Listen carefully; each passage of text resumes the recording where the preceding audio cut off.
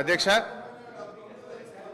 అయితే ఈ రిపోర్ట్లో అధ్యక్ష ముఖ్యంగా ఈ మొత్తం రిపోర్ట్ చూస్తే అధ్యక్ష అంటే వాళ్ళు బేసికల్లీ ఏ అంశాల్లో అయితే ప్రభుత్వాన్ని తప్పుపట్టొచ్చో లేదా గత ప్రభుత్వాన్ని తప్పుపట్టొచ్చో ఏ అంశాల్లోనైతే మనము మెరుగ్గా ఉన్నామని చెప్పే ప్రయత్నం చేసినారో ఒక కన్వీనియంట్గా దీన్ని తయారు చేసినారు.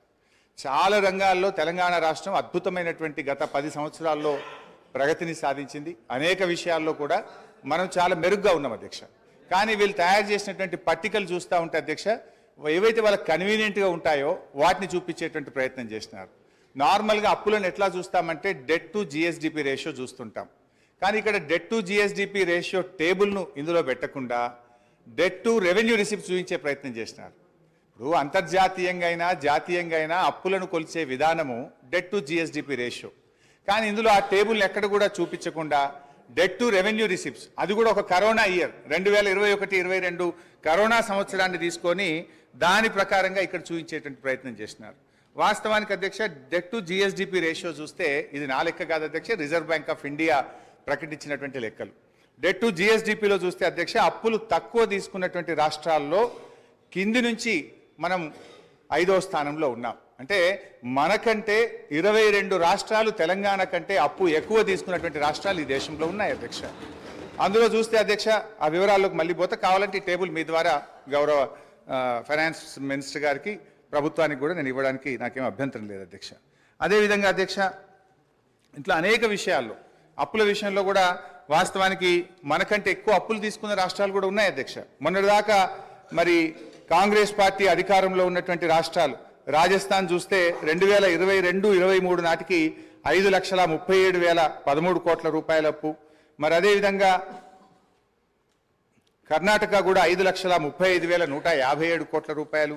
కానీ ఇవన్నీ ఏంటంటే వాళ్ళు ఆ డెట్ టు జిఎస్డిపి రేషియోలో కానీ ఆ సంఖ్య పరిమాణం కానీ చూపించకుండా ఒక కన్వీనియంట్గా ప్రజల్ని తప్పుదో పట్టించే విధంగా ఒక కుక్డప్ స్టోరీ తయారు చేసే ప్రయత్నం చేసినారు అధ్యక్ష. అదేవిధంగా క్యాపిటల్ ఎక్స్పెండిచర్లో సరే వాళ్ళు చూపించిన లెక్క ప్రకారమే 54,000 కోట్లు గత 10 ఏళ్లలో క్యాపిటల్ ఎక్స్పెండిచర్ చేసినట్టుగా చూపించారు. కానీ తెలంగాణ రాష్ట్ర ప్రభుత్వం వచ్చిన తర్వాత గత 9 ఏళ్లలో 3,36,916 కోట్ల రూపాయల క్యాపిటల్ ఎక్స్పెండిచర్ జరిగింది. కానీ దీన్ని చూపించే ప్రయత్నం చేయరు. అంటే ఇలా ఎంత క్యాపిటల్ ఎక్స్పెండిచర్ జరిగింది, ఎటుపోయింది డబ్బంతా కూడా అంటే రేపు రాష్ట్ర అవసరాల కోసం, రేపటి భవిష్యత్ తరాల కోసం మేము ఆస్తుల కల్పన చేసేటువంటి ప్రయత్నం చేసినాం. కానీ వాళ్ళ దాంట్లో మరి ఇంత పెద్ద ఎత్తున క్యాపిటల్ ఎక్స్పెండిచర్ జరిగింది అని ఆ నివేదికలో చూపెట్టకుండా ఒక పక్షపాతమైనటువంటి నివేదికను చూపెట్టే ప్రయత్నం చేసినారు. ఈ పేపర్ కూడా కావాలంటే మీ ద్వారా వారికి పంపిస్తాను అధ్యక్ష. అదేవిధంగా అధ్యక్ష ఎస్ఓటిఆర్ రాష్ట్ర ప్రభుత్వ సొంత ఆదాయ వనరుల అభివృద్ధిలో ఇవాళ దేశానికే తలమానికంగా తెలంగాణ రాష్ట్రాన్ని నిలిపినాం అధ్యక్ష. ఇవాళ దక్షిణ భారతదేశంలో 15.6% వృద్ధి రేటులో తెలంగాణలో స్వంత ఆదాయ వనరుల వృద్ధిలో ఈ దేశంలో తెలంగాణ నంబర్ 1 స్థానంలో నిలిపిన దాన్ని ఎక్కడ ఇందులో చూపించేటువంటి ప్రయత్నం చేయలేదు అధ్యక్ష. నా దగ్గర 2015-16 నుంచి 2020-21 వరకు ఎస్ఓటిఆర్లో రాష్ట్రాల ఆదాయాల వృద్ధిని మరి సిఏజీ రిపోర్ట్ అధ్యక్ష, ఇది సిఏజీ ఇచ్చినటువంటి రిపోర్ట్ ప్రకారంగా 11.5%తో 2020-21 నాటికి తెలంగాణ మరి మేజర్ స్టేట్స్లో ప్రథమ స్థానంలో ఉన్నటువంటి పేపర్ కూడా మీ ద్వారా వారికి పంపిస్తాం అధ్యక్ష. అంటే మన ఆదాయం ఎట్లా పెరిగింది, మన ఆస్తుల కల్పన ఎట్లా పెరిగింది, మన క్యాపిటల్ ఎక్స్పెండిచర్ ఎట్లా చేసినాము అవేవి చూయించకుండా కన్వీనియంట్గా ఒక మిస్లీడ్ చేసేటువంటి ప్రయత్నం ఈరోజు ప్రభుత్వం చేస్తూ ఉంది అధ్యక్ష. అట్లే మెడికల్ అండ్ హెల్త్ దాని విషయంలో కూడా ఏదో మనం తక్కువ ఖర్చు పెట్టామని.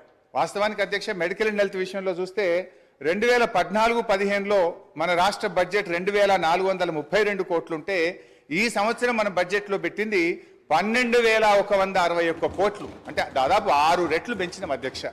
అట్లా డీటెయిల్గా ఇయర్ వైజ్ కూడా ఉంది అధ్యక్ష. 2014-15లో 2,432 ఉంటే 15-16 3,344, 16-17 5,130. I don't want to take much time, but finally 12,161 కోట్ల రూపాయలు పెట్టి వైద్య ఆరోగ్య రంగంలో అద్భుతమైనటువంటి ప్రగతిని మనం సాధించినాం అధ్యక్ష. అదేవిధంగా అధ్యక్ష ఇందులో కొన్ని కారణాలు కూడా ఉన్నాయి. వీళ్ళు ఏంటంటే ఎంతసేపు అప్పులు పెరిగినాయని చెప్పి ఒక బురద జల్లేటువంటి ప్రయత్నం చేస్తూ ఉన్నారు. ఇలా కరోనా వచ్చింది అధ్యక్ష. కేంద్ర ప్రభుత్వమే కొన్ని ప్రత్యేక పరిస్థితుల్లో కరోనా వచ్చిన 2 ఆర్థిక సంవత్సరాల్లో అన్ని రాష్ట్రాలని, ఈ దేశంలోని అన్ని రాష్ట్రాల్లో కూడా మీరు మరి మీ ఆదాయం తగ్గింది కనుక మీ రుణ పరిమితికి మించి మరి డబ్బు తీసుకొని రాష్ట్రంలో క్యాపిటల్ ఎక్స్పెండిచర్ చేయండి అని చెప్పి కేంద్ర ప్రభుత్వం వెసులుబాటు కల్పించింది అధ్యక్ష. దాంట్లో చూస్తే అధ్యక్ష డిస్కామ్ లోన్స్, ఈ డిస్కామ్ లోన్స్ కేంద్ర ప్రభుత్వం తీసుకోవడం ద్వారా అవి 8,923 కోట్ల రూపాయలు మన అప్పుల్లో జమ చేయడం జరిగింది. అదేవిధంగా ట్యాక్స్ డెవల్యూషన్లో 2019-20 సంవత్సరంలో ట్యాక్స్ డెవల్యూషన్ మీకు ఒక హక్కుగా రాష్ట్రాలకు వచ్చేటువంటి డబ్బు ఈ సంవత్సరం ఇవ్వలేకపోతున్నాం కనుక 1,435 కోట్ల రూపాయల్ని మీరు ఎఫ్ఆర్బిఎంలో భాగంగా తీసుకోమని చెప్పారు అధ్యక్ష. అదేవిధంగా 2019-20లో ఫైనాన్స్ కమిషన్ కూడా 0.25% ఎఫ్ఆర్బిఎంలో అదనంగా తీసుకోవడానికి అనుమతి ఇచ్చింది అధ్యక్ష. అదేవిధంగా 2020-21లో కరోనా సంవత్సరంలో 1.75% ఎఫ్ఆర్బిఎంలో అదనంగా తీసుకోవడానికి, అంటే 17,558 కోట్లు మరి కరోనా వచ్చి దేశంలో ఆర్థిక మాంద్యం ఏర్పడింది. మరి మళ్ళీ ఆర్థిక వ్యవస్థ మెరుగుపడాలంటే దేశంలోని అన్ని రాష్ట్రాలు కూడా మీరు ఎఫ్ఆర్బిఎంలో అదనంగా రుణాలు సేకరించి క్యాపిటల్ ఎక్స్పెండిచర్ మీద ఖర్చు పెట్టమని చెప్పి కేంద్ర ప్రభుత్వం వెసులుబాటు కల్పిస్తే ఇది ఒక 17,558 కోట్లు అదనంగా వచ్చింది అధ్యక్ష. అదేవిధంగా అడిషనల్ లోన్స్ ఆన్ 1%, ఇది 2021-22లో కూడా కరోనా సందర్భంగా మరో 10,784 కోట్లు. మొత్తంగా కేంద్ర ప్రభుత్వమే రాష్ట్రాలను కరోనా సందర్భంగా కానీ, ట్యాక్స్ డెవల్యూషన్లో భాగంగా కానీ, ఫైనాన్స్ కమిషన్ కానీ, డిస్కామ్ల ఉదయ్ లోన్స్ కానీ ఒక 41,159 కోట్ల రూపాయలు కేంద్ర ప్రభుత్వ నిర్ణయాల వల్ల ఇది రాష్ట్రాల మీద అదనంగా వచ్చినటువంటి భారంగా మనం చెప్తా ఉన్నాం అధ్యక్ష. ఇలా మేము మా హయాంలో జాగ్రత్తగా చేసినాం. ఒకవైపు కరోనా, మరొక వైపు కేంద్ర ప్రభుత్వం యొక్క వివక్ష, ఈ రెండిటి మధ్య కూడా మేము ఎక్కడ కూడా రాష్ట్రంలో సంక్షేమ కార్యక్రమాలు కానీ, అభివృద్ధి కార్యక్రమాలు కానీ ఎక్కడ కూడా ఆగకుండా మేము ముందుకు పోయినటువంటి పరిస్థితి. ఒకవైపు కేంద్ర ప్రభుత్వం నుంచి అధ్యక్ష మన రాష్ట్రానికి హక్కుగా రావాల్సినటువంటి డబ్బులు ఇవ్వకుండా కేంద్రం వివక్ష చూపుతూ వచ్చింది. మేము అసెంబ్లీలో ఇక్కడ పోరాడినాం, కేంద్రంలో మా ఎంపీలు పోరాడినారు, కానీ ఇదే కాంగ్రెస్ పార్టీ నాయకులు కానీ ఢిల్లీలో ఏ రోజు కూడా ఈ రాష్ట్రానికి రావాల్సిన హక్కుల గురించి, నిధుల గురించి మాట్లాడినటువంటి పరిస్థితి లేదు అధ్యక్ష. ఈరోజు 1,00,000 కోట్ల రూపాయలు పైగా, ఉదాహరణకు అధ్యక్ష ఈరోజు ముఖ్యంగా 15th ఫైనాన్స్ కమిషన్ నుంచి మన రాష్ట్రానికి రావాల్సిన 894 కోట్లు ఇవ్వలేదు అధ్యక్ష. 14th ఫైనాన్స్ కమిషన్ నుంచి 817 కోట్లు, 15వ ఆర్థిక సంఘం నుంచి మనకు, ఇది దేశంలో మొదటిసారి జరిగింది అధ్యక్ష. ఆర్థిక సంఘం ఎప్పుడైనా ఒక రిపోర్ట్ ఇస్తే దాన్ని తూచా తప్పకుండా గత ప్రభుత్వాలు అమలు చేస్తే, ప్రస్తుతం కేంద్రంలో అధికారంలో ఉన్నటువంటి మరి బీజేపీ ప్రభుత్వం 15th ఫైనాన్స్ కమిషన్ 5,374 కోట్ల రూపాయలు సెక్టర్ స్పెసిఫిక్ గా, స్టేట్ స్పెసిఫిక్ గా మన రాష్ట్రానికి ఇవ్వమంటే ఈ డబ్బు ఇవ్వకుండా ఈరోజు కేంద్ర ప్రభుత్వం మన రాష్ట్రానికి అన్యాయం చేసింది అధ్యక్ష. పన్నుల్లో నిజంగా 41% వాటా ఇస్తామని చెప్పారు, కానీ ఎక్కడ కూడా సెస్ల రూపంలో వాళ్ళు కలెక్ట్ చేసుకొని 41% వాటా నిజాయితీగా ఇవ్వకపోవడం వల్ల ఈ రాష్ట్రానికి 44,052 కోట్ల రూపాయలు తక్కువ వచ్చినాయి అధ్యక్ష. ఆంధ్రప్రదేశ్ నుంచి రావాల్సిన విద్యుత్ బకాయిల్లో కేంద్ర ప్రభుత్వం నిర్ణయం తీసుకోక 17,828 కోట్ల రూపాయలు తగ్గినాయి అధ్యక్ష. సిఎస్ఎస్ లో మనకు రావాల్సిన డబ్బు ఆంధ్రప్రదేశ్కి ఇచ్చి తిరిగి దాన్ని అడ్జస్ట్ చేయకపోవడం వల్ల 495 కోట్లు, వెనుకబడిన జిల్లాలకు ఇవ్వాల్సిన 1,800 కోట్ల రూపాయలు, నీతి ఆయోగ్ రికమెండ్ చేసినటువంటి మిషన్ కాకతీయ, మిషన్ భగీరథకి ఇవ్వాల్సిన 24,205 కోట్లు, వెరసి 1,00,000 కోట్లకు పైగా ఈ రాష్ట్రానికి రావాల్సినటువంటి డబ్బు ఇలా కేంద్ర ప్రభుత్వం నుంచి రాకపోవడం వల్ల కూడా ఆర్థికంగా మనకు ఇబ్బంది కలిగింది. నిజంగా ఈ 1,00,000 కోట్ల రూపాయలు రాష్ట్రానికి వచ్చుంటే ఈ రోజు మనకు ఇంకొక 1,00,000 కోట్ల రూపాయలు అప్పు తక్కువ తీసుకునేటువంటి అవకాశం ఉండేది అధ్యక్ష. ఈరోజు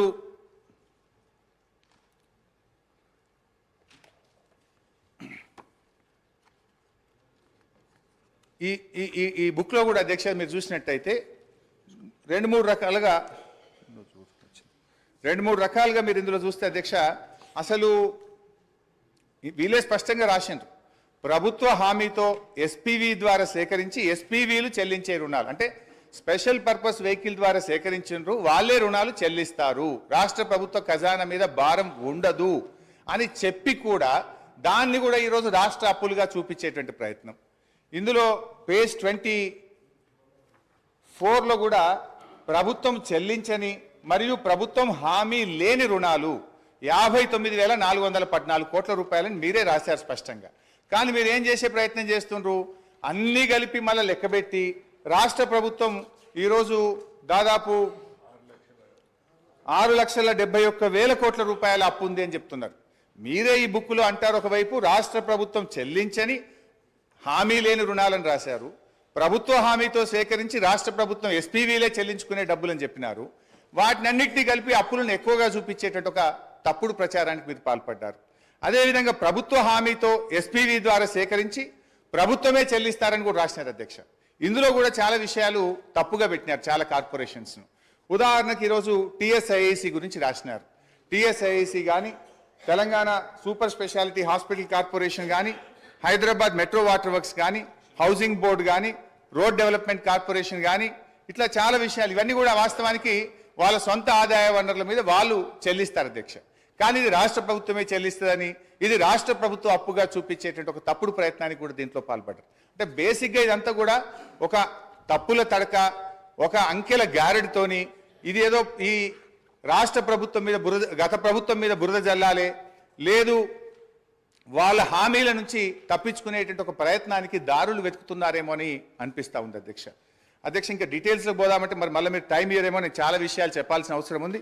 అందువల్ల నేను షార్ట్గా చెప్పేటువంటి ప్రయత్నం చేస్తూ ఉన్నా అధ్యక్ష. ఇందులో ఇంకో మాట అంటారు, పేజ్ 41లో చేసిన డబ్బుకు అనుగుణంగా ఎటువంటి స్పష్టమైన ఆస్తులు సృష్టించలేదు. ఇది శుద్ధ అబద్ధం అధ్యక్ష. అది ఏం ఆస్తులు క్రియేట్ చేసినాం, ఏం చేసినాం, నా ప్రసంగంలో నేను చెప్పే ప్రయత్నం చేస్తాను అధ్యక్ష. మొత్తంగా అధ్యక్ష, వాళ్ళు చేసిన ప్రయత్నం ఏంటంటే గత ప్రభుత్వాన్ని తప్పుబట్టాలని, గత ప్రభుత్వం మరి ఏదో చేయలేదనేటువంటి చూపించే ప్రయత్నానికి వాళ్ళు ఒక కుక్డప్ స్టోరీ తయారు చేసి కన్వీనియంట్గా కొన్ని విషయాలను మాత్రం పెట్టి, ఎక్కడైతే రాష్ట్రం అద్భుతమైన ప్రగతిని సాధించిందో, ఎక్కడైతే ఇవాళ డెట్ టు జిఎస్డిపి రేషియో చూపించాలి, ఎస్ఓఆర్ చూపించాలి, అదేవిధంగా క్యాపిటల్ ఎక్స్పెండిచర్ చూపించాలి, ఇవన్నీ కన్వీనియంట్గా తప్పించేటువంటి ప్రయత్నం చేసినారు అధ్యక్ష. ఈరోజు రాష్ట్ర ఆర్థిక పరిస్థితి పటిష్టంగా ఆరోగ్యకరంగా ఉందని అనేక రాజ్యాంగబద్ధ సంస్థలు నివేదికలు తేల్చి చెప్తా ఉంటే, ఈరోజు కాంగ్రెస్ ప్రభుత్వం మాత్రం ఆర్థిక పరిస్థితిపై అవాస్తవాలను ప్రచారం చేస్తూ ఉంది. తద్వారా రాష్ట్ర ప్రతిష్టను, పరపతిని, ప్రతిపత్తిని, భవిష్యత్ ప్రయోజనాలను దెబ్బతీస్తా ఉన్నారు అధ్యక్ష. అల్పమైన రాజకీయ ప్రయోజనాల కోసం చేసే ఈ పని తెలంగాణ రాష్ట్ర భవిష్యత్తుకు గొడ్డలి పెట్టుగా మారుతుందని గ్రహించాలని నేను విజ్ఞప్తి చేస్తా ఉన్నాను. ఆర్థికంగా పటిష్టంగా ఉన్న రాష్ట్రాన్ని దివాలా తీసిన రాష్ట్రంగా దుష్ప్రచారాన్ని చేస్తే దాని పర్యవసానాలు చాలా ప్రమాదకరంగా ఉంటాయి. ఇది కూర్చున్న కొమ్మను నరుక్కునేటువంటి అవివేకమైనటువంటి చర్య. ఈ వైఖరి ఇలాగే కొనసాగితే మార్కెట్లో తెలంగాణకు ఏర్పడ్డ విశ్వసనీయత దెబ్బతింటుంది, పెట్టుబడులు రాకుండా పోతాయి, రాష్ట్రాలకు ఎఫ్ఆర్బిఎం కింద ఇచ్చే 3% రుణాలకు వడ్డీ రేట్లు పెరుగుతాయి, మన తెలంగాణ రాష్ట్ర ప్రభుత్వ బాండ్లకు డిమాండ్ తగ్గుతుంది. దివాలా అనే ప్రభుత్వమే దిక్కుమాలిన ప్రచారం చేస్తే రాష్ట్రంలో జాతీయ, అంతర్జాతీయ సంస్థలు పెట్టుబడులు పెడతాయా? దివాలా తీసిన రాష్ట్రం నీళ్ళు ఇవ్వగలుగుతుందా, కరెంట్ ఇవ్వగలుగుతుందా అనే అపోహలు, అనుమానాలు తలెత్తుతాయి. పర్యవసానంగా పెట్టుబడులు ఆగి ఉపాధి, ఉద్యోగ అవకాశాలు దెబ్బతింటాయి. ఎన్నికల ప్రచారంలో ఇదే గోబల్స్ ప్రచారం చేశారు. సరే, ప్రతిపక్షంగా ఉన్నప్పుడు అధికారం కోసమో మా మీద బురద జల్లారని మేము అర్థం చేసుకుంటాం. కానీ ఇవాళ మీరే ప్రభుత్వంలోకి వచ్చి రాష్ట్ర భవిష్యత్తును దెబ్బతీయడం అవివేకం, అన్యాయం, మూర్ఖత్వం, ఇది మూఢత్వం. నూతనంగా ఏర్పడినటువంటి రాష్ట్రం బాలారిష్టాలను అధిగమించింది. పెద్ద నోట్ల రద్దు, ఆర్థిక మాంద్యం, కరోనా వంటి సంక్షోభాలను తట్టుకొని బలీయమైన ఆర్థిక శక్తిగా తెలంగాణ నిలిచింది. కేంద్ర వివక్షను తట్టుకొని సొంత వనరులను సమీకరించుకొని అద్భుతమైన ప్రగతిని, సంక్షేమాన్ని ప్రజలకు అందించింది. కరోనా మహమ్మారి దెబ్బకు యావత్ ప్రపంచ ఆర్థిక వ్యవస్థ తలకిందులైనటువంటి తరుణంలో రాష్ట్రంలో ఆదాయం తగ్గి ఖర్చులు పెరిగిన సమయంలో కూడా ఆ సంవత్సరం వానాకాలం పంట కోసం రైతు బంధు సహాయాన్ని సీజన్ కంటే ఆ రోజు మేము అందించినామని చెప్పి మీకు గుర్తు చేస్తా ఉన్నాను అధ్యక్ష. ఆ ఒక్క సంవత్సరమే కాదు అధ్యక్ష, ఇప్పటి వరకు ఈ రాష్ట్రంలో 11 విడతల దాదాపు 72,000 కోట్ల రూపాయల రైతు బంధు సహాయాన్ని ఎప్పుడు కూడా పంట కాలానికి ముందే రైతులకు ఉపయోగపడే విధంగా అందించినామనేటువంటి విషయాన్ని గుర్తు చేస్తున్నాం. 1 రూపాయి 2 రూపాయలు కాదు, 72,000 కోట్ల రూపాయలు రైతు బంధు కింద ఈ రాష్ట్ర ప్రజలకు నేరుగా సకాలంలో నగదు బదిలీ చేసి ఇలా రైతుల పట్ల మాకుండే ప్రేమను మేము చూపించాం అధ్యక్ష. తెలంగాణ రాష్ట్ర కీర్తిని పెంచినాం, పరపతిని పెంచినాం. ఇప్పుడున్న కాంగ్రెస్ ప్రభుత్వానికి తెలంగాణ హృదయం లోపించడం వల్లనే ఆర్థికంగా ఆరోగ్యంగా ఉన్నటువంటి రాష్ట్రాన్ని కేవలం రాజకీయ లబ్ధి కోసం అప్పుల రాష్ట్రంగా, దివాలా రాష్ట్రంగా, ఒక బీమారు రాష్ట్రంగా సృష్టించేటువంటి ప్రయత్నం చేస్తూ ఉంది. అధ్యక్ష, మీరు విడుదల చేస్తున్నటువంటిది శ్వేతపత్రాల లేక మీరు ఇచ్చినటువంటి హామీలను ఎగవేయడానికి దారులు వెతుకుతున్న పత్రాల అని మాకు అనుమానం కలుగుతా ఉంది. అధ్యక్ష, మేనిఫెస్టోలో చెప్పిన 6 గ్యారంటీలు ఇంకా అనేక హామీలు నెరవేర్చలేమనే భయంతో ఎగవేతలకు, కోతలకు రంగం సిద్ధం చేసుకోవడమే ఈ శ్వేతపత్రాల అంతర్యమని మీరు చెప్పకనే చెప్తున్నారనిపిస్తా ఉంది. అధ్యక్ష, అయినా ఈ శ్వేతపత్రాల్లో కొత్తగా ఏం చెప్పింది అధ్యక్ష? ఈ వివరాలేవి కొత్త వివరాలు కావు. మీరేదో కొండందవి ఎల్కన్ పెట్టినట్టు కొత్తగా ఏదో చెప్తున్నారు. ఇదే శాసనసభలో అనేక సార్లు చర్చించాము. గౌరవనీయులు నేటి ఉప ముఖ్యమంత్రి గారు ఇక్కడ ఉండి వారు మాట్లాడినారు. ఇవాళ మీ మేనిఫెస్టో కమిటీ చైర్మన్ ప్రస్తుత మంత్రివర్యులు శ్రీధర్ బాబు గారు కూడా ఇక్కడ నుంచి ఈ వివరాలన్నీ సభలో చర్చించినటువంటివే. ఇందులో కొత్త విషయాలేం లేవు. ఇవాళ మీరేంటంటే మా మీద బురద జల్లాలనేటువంటి ఒక ప్రయత్నం అంతే తప్ప ఇందులో కొత్త విషయాలు ఏం కనబడతలేవు అధ్యక్ష. ఎందుకంటే ఆధారాలు కూడా ఉన్నాయి అధ్యక్ష. గౌరవనీయులు బట్టి విక్రమార్క గారు, ఇది శాసనసభ రికార్డు అధ్యక్ష, వారు ఇవాళ ఈ రిపోర్ట్లో ఉన్నటువంటి విషయాలను ఫిబ్రవరి 8, 2023 ఇదే సంవత్సరంలో బడ్జెట్ మీద చర్చ జరిగినప్పుడు ఇవే అంశాలు చెప్పారు అధ్యక్ష. నేను I can read out the details also అధ్యక్ష. అంటే బట్టి గారు ఆ రోజు ఇక్కడి నుంచి ఏం మాట్లాడినరో ఇవాళ ఆర్థిక మంత్రిగా అక్కడ నిలబడి కూడా అవే విషయాలు చెప్పినారు తప్ప ఇందులో పెద్ద కొత్త విషయాలు బయట పెట్టిందో, కొత్త ముచ్చట్లు చెప్పిందో ఏమి లేదు. కాకపోతే కొంత కన్వీనియంట్గా కొన్ని విషయాలను దాచిపెట్టి కేవలం గత ప్రభుత్వం మీద బుర్ర జల్లే విధంగా కొన్ని టేబుల్స్ మీరు తయారు చేసినారు అధ్యక్ష. ఒక సీనియర్ శాసనసభ్యుడిగా నాకున్న రాష్ట్ర ఆర్థిక మంత్రిగా పనిచేసిన అనుభవంతో చెప్తా ఉన్నా అధ్యక్ష, ఈ దేశంలో కానీ ఏ రాష్ట్రంలోనైనా డబ్బులు బీర్వాల్లో, అల్మారాల్లో కట్టల రూపంలో ఏ ప్రభుత్వం దగ్గర కూడా నిల్వ ఉండదు అధ్యక్ష. రూపాయి అనేటువంటిది ఖజానాకు రావడం, పోవడం అనేటువంటిది ఒక నిరంతర ప్రక్రియ అధ్యక్ష. ఇది ఆర్థిక సూత్రం. ఈ చక్రం కదిలితేనే ఆర్థిక వ్యవస్థ ఆరోగ్యంగా ఉంటుంది. భారతదేశం ఏర్పడినప్పటి నుంచి ఇప్పటి వరకు ఏ రాష్ట్రంలోనైనా ఇవాళ ప్రభుత్వాలకు పన్నులు, పన్నేతర మార్గంలో ఆదాయం సమకూరుతుంది. ఇవాళ చిప్ప చేతికి ఇవ్వడం వలము దివాలా తీయడం అనేటువంటిది శుద్ధ తప్పు. అంటే 2014లో మేము అధికారంలోకి వచ్చినప్పుడు కూడా మేమేమో మాట్లాడలేదే. ఆ రోజు ఖజానా ఖాళీ అని మేమెక్కడ మాట్లాడలేదే. తెలంగాణని అగ్రగామి రాష్ట్రంగా నిలబెట్టాలనే తపనతో మేము పనిచేసినాం. పగతనాన్ని పక్కన పెట్టి పగతనంతో అభివృద్ధి సమాధానం చెప్పాలి. I will deviate from my subject. అధ్యక్ష, భారతదేశం అధ్యక్ష, నేను కొత్త సభ్యుని కావచ్చు, కానీ పార్లమెంట్లో ఉన్న చట్టసభల గురించి గౌరవం ఉంది. నేను ఎక్కడ కూడా ఒక పొరపాటు మాట మాట్లాడి నేను కూడా అడిగిన డబ్బులు అల్మార్లు ఉంటాయని తెలియనంత అవివేకులు కాదు ఇక్కడ సభ్యులు. డబ్బులు అల్మార్లు ఉంటాయి అంటలేను, కానీ జీతాలు ఇవ్వలేని పరిస్థితి, పెన్షన్లు ఇవ్వలేని పరిస్థితి. ఇటువంటి పరిస్థితి ఉంటే రిటైర్ ఉద్యోగులు పెన్షన్ల కొరకు చుట్టూ తిరిగేటువంటి పరిస్థితి, ఇవాళ ఇన్స్టాల్మెంట్ల మీద ఇచ్చేటువంటి పరిస్థితి. మీరు ఒక ఇల్లు నేను చెప్తే నేను ఎక్కడో చెప్తలేను. నా ఉస్మానాబాద్ నియోజకవర్గంలో జరిగినటువంటి సంఘటన మీ దృష్టికి తీసుకొస్తాను అధ్యక్ష. ఇది తమకు పంపిస్తారో చూడరు. ఈ ఇంట్లో ఇప్పటికి కూడా ఉన్నారు ఇట్లనే. అరే మీరు చెప్తే మాట్లాడతా, లేకపోతే మమ్మల్ని తెలియకుండా మాట్లాడుతున్నది పొరపాటు అంటున్నా నేను. మాకు తెలుసు కదా, మాకు కూడా అవగాహన ఉంది అంటున్నా. ప్లీజ్ ప్లీజ్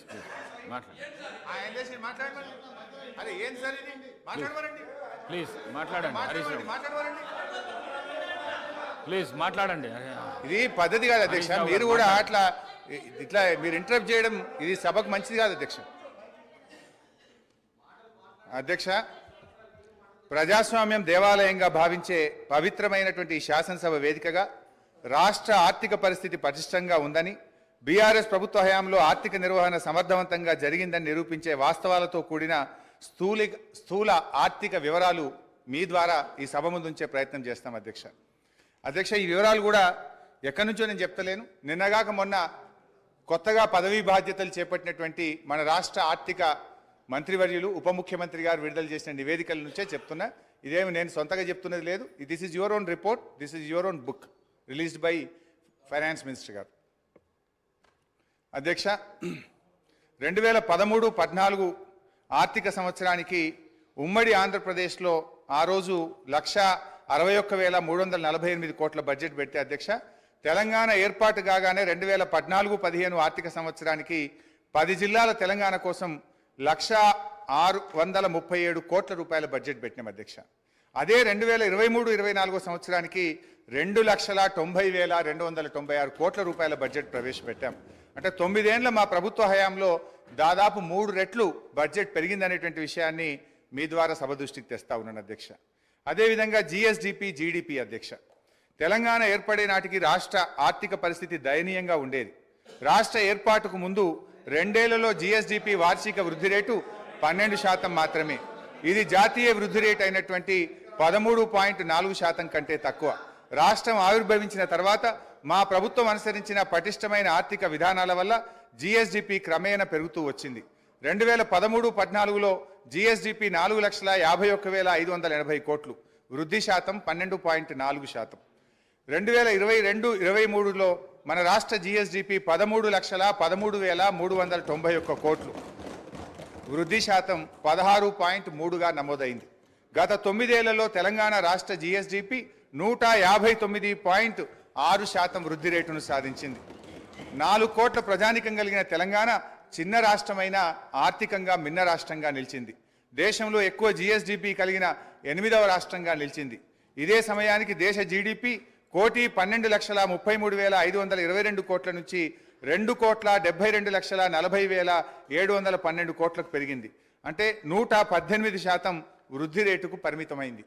9 ఏళ్ల దేశ జీడిపి 118% వృద్ధి రేటు సాధిస్తే మన రాష్ట్ర జీడిపి మాత్రం 159.6% వృద్ధి రేటును సాధించింది. అంటే 41.6% అధిక వృద్ధి రేటును తెలంగాణ నమోదు చేసి మన మెరుగైనటువంటి ప్రగతిని ఇవాళ నమోదు చేసింది అధ్యక్ష. ఇది ఎక్కడా వాళ్ళ నివేదికలో కనబడదు అధ్యక్ష. దేశ జనాభాలో 2.9% ఉన్న తెలంగాణ దేశ జీడిపికి 4.9% వాటా కాంట్రిబ్యూట్ చేయడం మన రాష్ట్ర ఆర్థిక పటిష్టతకు ఇది తిరుగులేని నిదర్శనం. దేశ ఆర్థిక వ్యవస్థకు ఎక్కువ కాంట్రిబ్యూట్ చేస్తున్న టాప్ 5 రాష్ట్రాల్లో తెలంగాణ ఒకటి. దయచేసి ఈ కీర్తి మసకబారేటట్లు ప్రచారం చేయకండి, అది విజ్ఞత కాదు. ఏ రాష్ట్ర ముఖ్యమంత్రి అయినా తన రాష్ట్ర కీర్తిని ఉన్నదానికంటే పెంచుకోవాలే కానీ ఉన్నదానికంటే తగ్గించుకోవడం ఇది మంచిది కాదు అని చెప్పి మీ ద్వారా తెలియజేస్తా ఉన్నాను అధ్యక్ష. అధ్యక్ష, తలసరి ఆదాయం రాష్ట్ర అభివృద్ధిని సూచించే ప్రజల సూచిక తలసరి ఆదాయం. 2013-14లో తలసరి ఆదాయం 1,12,162 రూపాయలు, వృద్ధి రేటు 11%. 2022-23 సంవత్సరంలో తెలంగాణ తలసరి ఆదాయం 3,12,398, వృద్ధి రేటు 15.3%.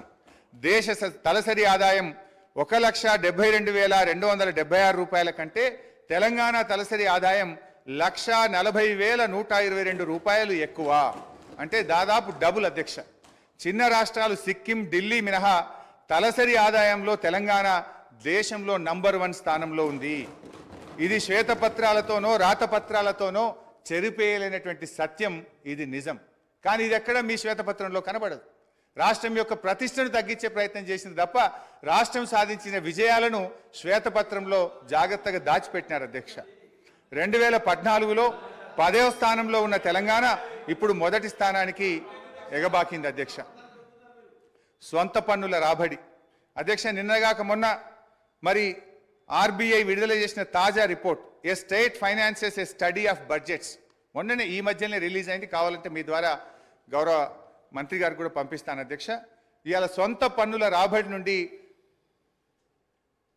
ఇవాళ 84.2% రెవెన్యూ ఎక్స్పెండిచర్ చేస్తున్నటువంటి రాష్ట్రాల్లో ఇవాళ దేశంలోనే ద్వితీయ స్థానంలో నిలిచిన అధ్యక్ష. మొదటి స్థానంలో హర్యానా 86.9%తో ఉండగా 84.2%తో తెలంగాణ దేశంలో 2వ స్థానంలో నిలిచిందని ఈ నెల 11న ఆర్బీఐ ఇచ్చినటువంటి రిపోర్ట్లో స్పష్టంగా చెప్పినారు అధ్యక్ష. అదేవిధంగా అధ్యక్ష, అప్పుల విషయంలో కూడా ఇవాళ వాళ్ళు తప్పుదో పట్టించే ప్రయత్నం చేస్తూ ఉన్నారు అధ్యక్ష. ఇవాళ 25% దాటిందని కూడా ఒక దగ్గర నివేదికలు చెప్పినారు అధ్యక్ష. యాక్చువల్లీ అది ఎందుకు దాటిందో కూడా ఆ రోజు ఇదే ఆర్థిక శాఖ అధికారులు ఉన్నారు, ఇవాళ ఇదే ఆర్థిక శాఖ అధికారులు ఉన్నారు. కాకపోతే మీరు చెప్పినట్టుగా వాళ్ళు కన్వీనియంట్గా చేసి ఉండొచ్చు. ఈరోజు కరోనా వల్ల, కేంద్ర ప్రభుత్వ నిర్ణయాల వల్ల, ఉదయ్ స్కీమ్స్ కేంద్ర ప్రభుత్వం తీసుకోవడం వల్ల ఇవి కొంత మనం ఆ 25% దాటినటువంటి విషయం ఇది ప్రభుత్వానికి తెలుసు, అధికారులకు దృష్టిలో కూడా ఉంది అధ్యక్ష. అయినా అప్పులు అనేటువంటివి ఏ రాష్ట్రమైనా ఇష్టారీతిన చేసేటువంటి అవకాశం ఉండదు అధ్యక్ష. భారత రాజ్యాంగంలో ఆర్టికల్ 293 ప్రకారం కేంద్ర అనుమతి లేకుండా రాష్ట్రాలు అప్పులు తీసుకోజాలవు. Physical responsibility and budget management అనే యాక్ట్ ఉంది. దీన్నే మనం FRBM అని పిలుస్తూ ఉంటాం. ఈ చట్టానికి లోబడి ఫైనాన్స్ కమిషన్ నిబంధనలకు లోబడి మాత్రమే రాష్ట్రాలు అప్పులు తీసుకోవడం సాధ్యమవుతుంది. తెలంగాణ రాష్ట్రం FRBM చట్ట పరిధిలో దాటకుండా ఆర్థిక క్రమశిక్షణ పాటించింది. పరిమితి మేరకు మాత్రమే రుణాలు తీసుకుంది. ఈ వాస్తవాన్ని కప్పిపుచ్చేందుకు ఇవాళ ప్రభుత్వ పెద్దలు ప్రయత్నం చేస్తూ ఉన్నారు అధ్యక్ష. ఇంకా నిజంగా మేము అప్పులు తీసుకోవాలని అనుకుంటే ఆ రోజు ఎలక్ట్రిసిటీ రిఫార్మ్స్ విషయంలో కేంద్ర ప్రభుత్వం 0.5% మీకు అదనంగా 5 ఏళ్ల పాటు FRBMలో మీకు వెసులుబాటు కల్పిస్తాం, మీరు తీసుకోండి అని చెప్తున్నారు అధ్యక్ష. నిజంగా మాకు అప్పులే తీసుకోవడం అవసరం అనుకుంటే, రాష్ట్ర ప్రయోజనాల కంటే అప్పులు ముఖ్యమని మేము అనుకునుంటే మాకు మరో 35,000 కోట్ల రూపాయలు ఇవాళ అదనంగా వచ్చేది. ఇదే శాసనసభలో అక్కడి నుంచి గౌరవనీయులు ఆనాటి ముఖ్యమంత్రి కేసీఆర్ గారు ఒక మాట చెప్పినారు అధ్యక్ష. ఈ 0.5 FRBM తీసుకోవాలంటే కేంద్ర ప్రభుత్వం పెట్టిన షరతులు ఏంది అధ్యక్ష? బోరు బావుల దగ్గర మీటర్లు పెట్టి రైతుల ఇంటికాడికి బిల్లు పంపించాలని చెప్పి కేంద్ర ప్రభుత్వం షరతు పెడితే ఆనాడు కేసీఆర్ గారు ఇదే నిండు సభలో సభానాయకుడిగా ఆయన చెప్పిన మాటలు మీ ద్వారా కొత్త సభ్యులు ఉన్నారు గుర్తు చేస్తా ఉన్నాను అధ్యక్ష. ఆ రోజు ఏమన్నారంటే ముఖ్యమంత్రి గారు, నా గొంతులో ప్రాణముండంగా రైతుల బోరు బావుల దగ్గర మీటర్లు పెట్టమని చెప్పింది మా నాయకుడు కేసీఆర్ గారు అధ్యక్ష. నిజంగా ఒకవేళ 0.5% FRBM మేము తీసుకున్నామంటే మాకు మరో 35,000 కోట్లు ఈ రాష్ట్రానికి వచ్చేటి అధ్యక్ష. ఈ విషయాన్ని స్వయంగా నిర్మలా సీతారామన్ గారు ఢిల్లీకి వచ్చినప్పుడు చెప్పింది కదా. నిన్నగాక మొన్న ఎన్నికల ప్రచారంలో నిర్మలా సీతారామన్ గారు ఏం చెప్పారు?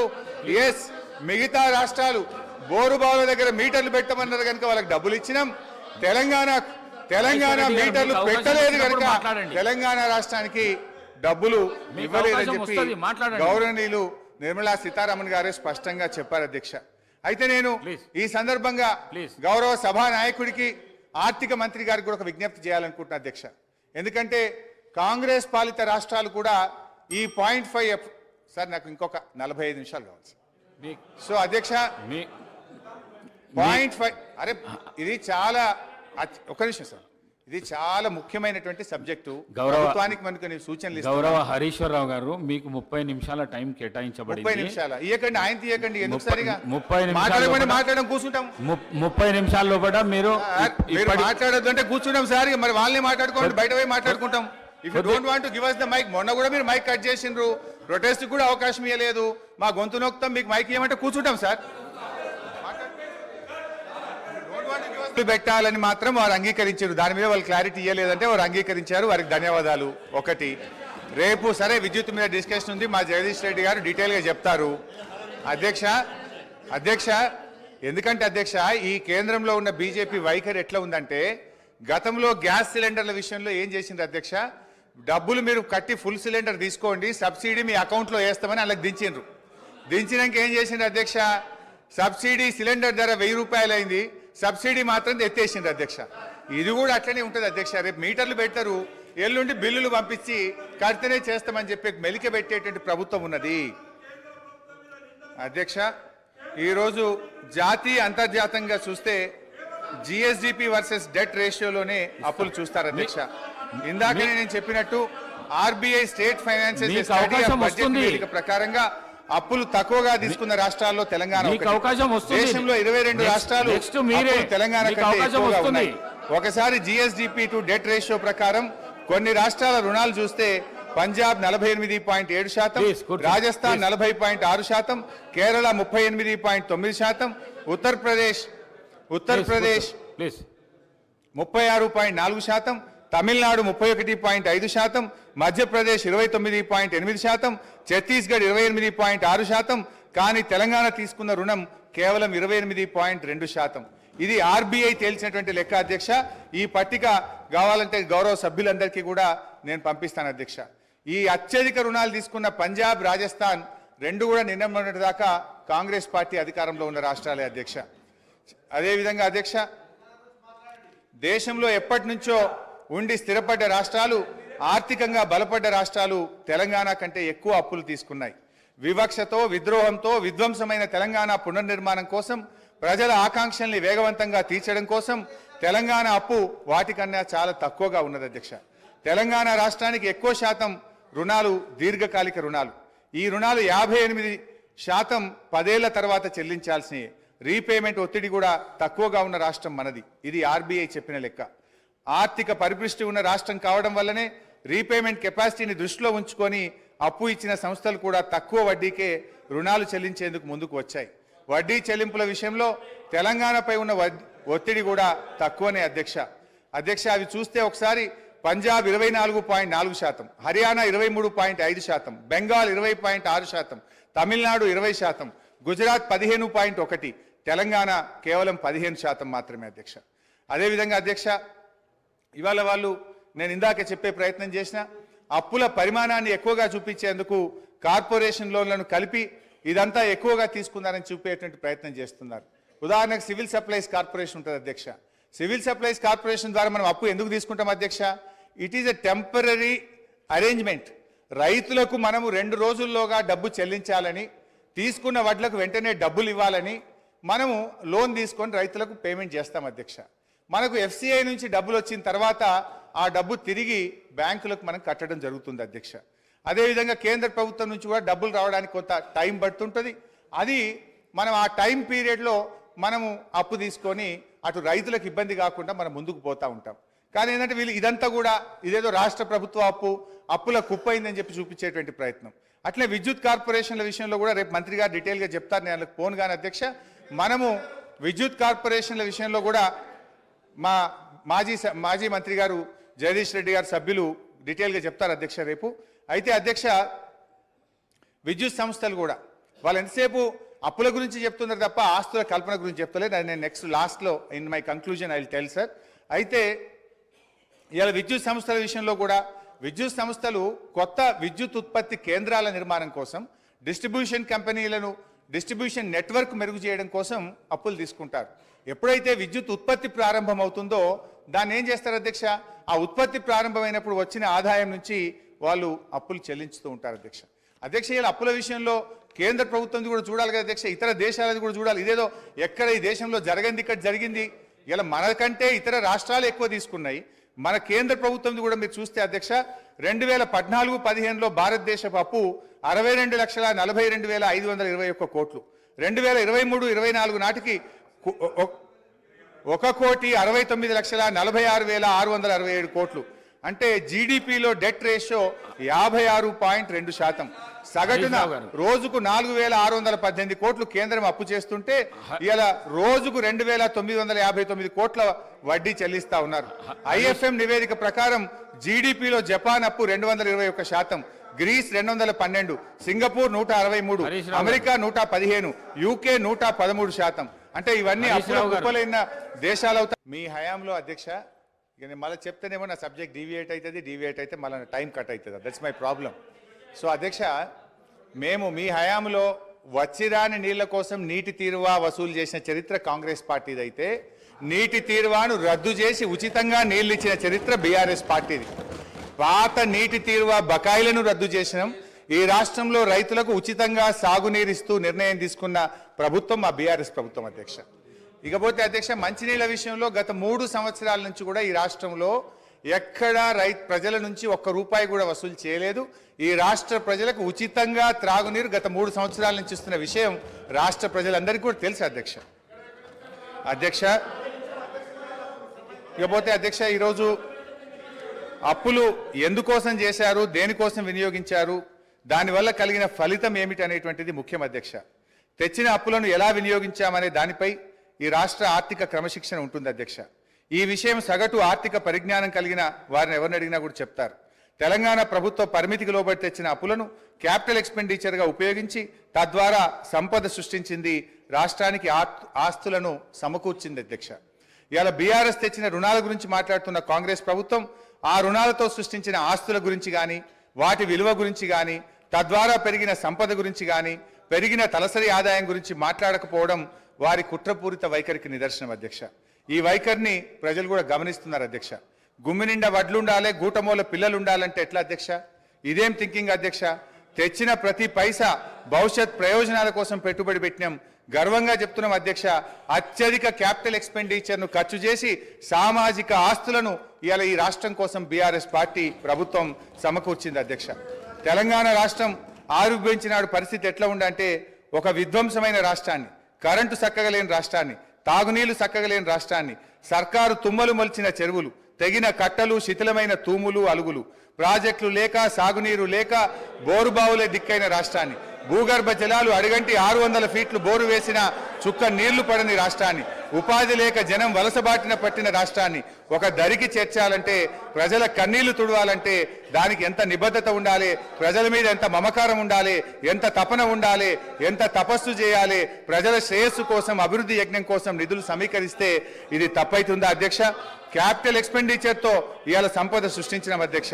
తెచ్చిన పైసలతో సాగునీటి ప్రాజెక్టులు కట్టినాం, పడావు పడ్డ బీడు భూముల్లో నదీ జలాలు మలిపినాం, నీరు పల్లె మెరుగు అని అవహేళన చేసిన ఆనాటి కాంగ్రెస్ నాయకులు నోళ్లు మూతపడేలా నీళ్లను ఎత్తిపోసినాం, విధ్వంసమైన చెరువులను పునరుద్ధరించినాం, చెరువులకు ప్రాజెక్టులను అనుసంధానం చేసినాం, నీటి నిల్వ సామర్థ్యం పెంచినాం, భూగర్భ జలాలు పెంచినాం, భూమికి బరువయ్యేంత పంట పండేలా చేసినాం, రైతుల గుండెల్లో ఎనలేని భరోసా నింపినాం, తాగునీటి కోసం బిందె మీద బిందె పెట్టుకొని మైళ్ళ దూరం నడుస్తున్న ఆడబిడ్డల ఆవేదన తీర్చినాం, నడింట్ల నల్లాలు పెట్టి శుద్ధి చేసిన నదీ జలాలను తాగునీరుగా అందించినాం, తెలంగాణ విద్యుత్ ఉత్పత్తి పెంచినాం, పంపిణీ వ్యవస్థల్ని బలోపేతం చేసినాం, నాణ్యమైన విద్యుత్తును ఉచితంగా వ్యవసాయానికి అందించినాం, కొన్ని రంగాలకు నిరంతరాయం, అన్ని రంగాలకు కూడా నిరంతరాయ విద్యుత్ సరఫరా చేసినాం, క్రాప్ హాలిడేలు, పవర్ హాలిడేలు లేకుండా చేసినాం, రహదారులు, బ్రిడ్జిలు, భవనాలు, జిల్లా కలెక్టరేట్లు, మెడికల్ కాలేజీలు, పాఠశాలల మీద క్యాపిటల్ ఎక్స్పెండిచర్ చేసినాం, తెలంగాణ ఉజ్వల భవిష్యత్తుకు బాటలు నిర్మించినాం.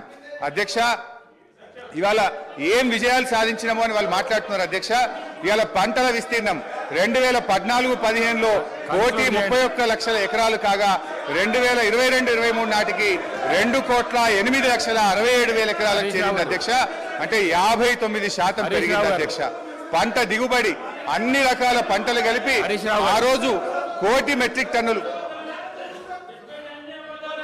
అధ్యక్ష అప్పులు తెచ్చి అన్ని బిల్డింగ్స్ కట్టామని చెప్తున్నారు, చాలా సంతోషం అధ్యక్ష. ఏం బిల్డింగ్లు కట్టారు అధ్యక్ష?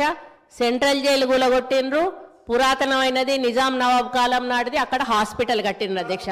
అదే హాస్పిటల్ ఊరవతల కట్టుంటే పేషెంట్లకు కూడా మంచిగా ఉంటుంది అధ్యక్ష. పురాతనమైన జైలు కూడా అక్కడ ఉండేది అధ్యక్ష. అక్కడ ఎంజిఎం ఉంది, ఎంజిఎంలో సరిగా స్టాఫ్ లేరు అధ్యక్ష. దాన్ని డెవలప్మెంట్ చేయకుండా కొత్త బిల్డింగ్ ఎందుకు కట్టారు, ఆ ప్లేస్లో ఎందుకు కట్టారంటే వీళ్ళకు పర్సంటేజ్ల కోసం కట్టారు అధ్యక్ష. ఈరోజు సెక్రటేరియట్ పాత భవనాన్ని కూలగొట్టారు అధ్యక్ష. అంత పెద్ద భవనాన్ని, అన్ని కోట్ల విలువైన భవనాన్ని కూలగొట్టాల్సిన అవసరం ఏముంది అధ్యక్ష? దాన్ని ఇంకొక గాంధీ హాస్పిటల్లో, ఇంకొక నిమ్స్ హాస్పిటల్లో చేసి పేదవాళ్లకు హాస్పిటల్ని కేటాయించి ఈ సెక్రటేరియట్ బిల్డింగ్ ఇంకా ఎక్కడైనా కట్టుంటే అదే ఆస్తి కూడగట్టినట్టు. ఉన్న ఆస్తులను ధ్వంసం చేసి కొత్త ఆస్తులు కట్టుకున్నది ఎవరి కోసం?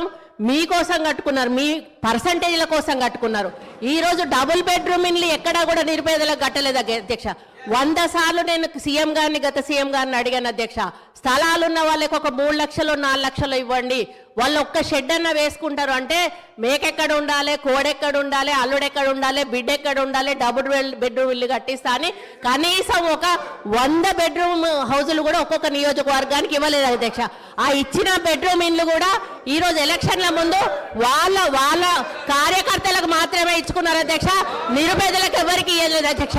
ఈరోజు బోర్బండ పోదాం అధ్యక్ష, ఇక్కడి నుంచి బోర్బండకి వెళ్దాము. అక్కడ వాళ్ళు టైల్స్ వేసుకొని, వాళ్ళు షెల్ఫులు కట్టుకొని 10-10 వేలకు కిరాయిలకు ఇచ్చుకుంటున్నారు అధ్యక్ష డబుల్ బెడ్రూమ్ ఇల్లు. వీళ్ళు చేసిన పనులన్నీ కూడా దుర్వినియోగం చేశారు అధ్యక్ష. అప్పులు తెచ్చి నిరుపేదలకు ఉపయోగపడి పని ఒక్కటి కూడా చేయలేదు అధ్యక్ష. స్కూళ్ళు డెవలప్ చేయలేదు, ఉన్న హాస్పిటల్ డెవలప్ చేయలేదు, హాస్పిటళ్లలో స్టాఫ్ను రిక్రూట్ చేయలేదు, విద్యా వైద్యాన్ని పూర్తిగా నిర్లక్ష్యం చేసిన ప్రభుత్వం ఏదైనా ఉందంటే తెలంగాణ ప్రభుత్వం అధ్యక్ష. మనం తెలంగాణ తెచ్చుకున్నది నీళ్లు, నిధులు, నియామకాలు.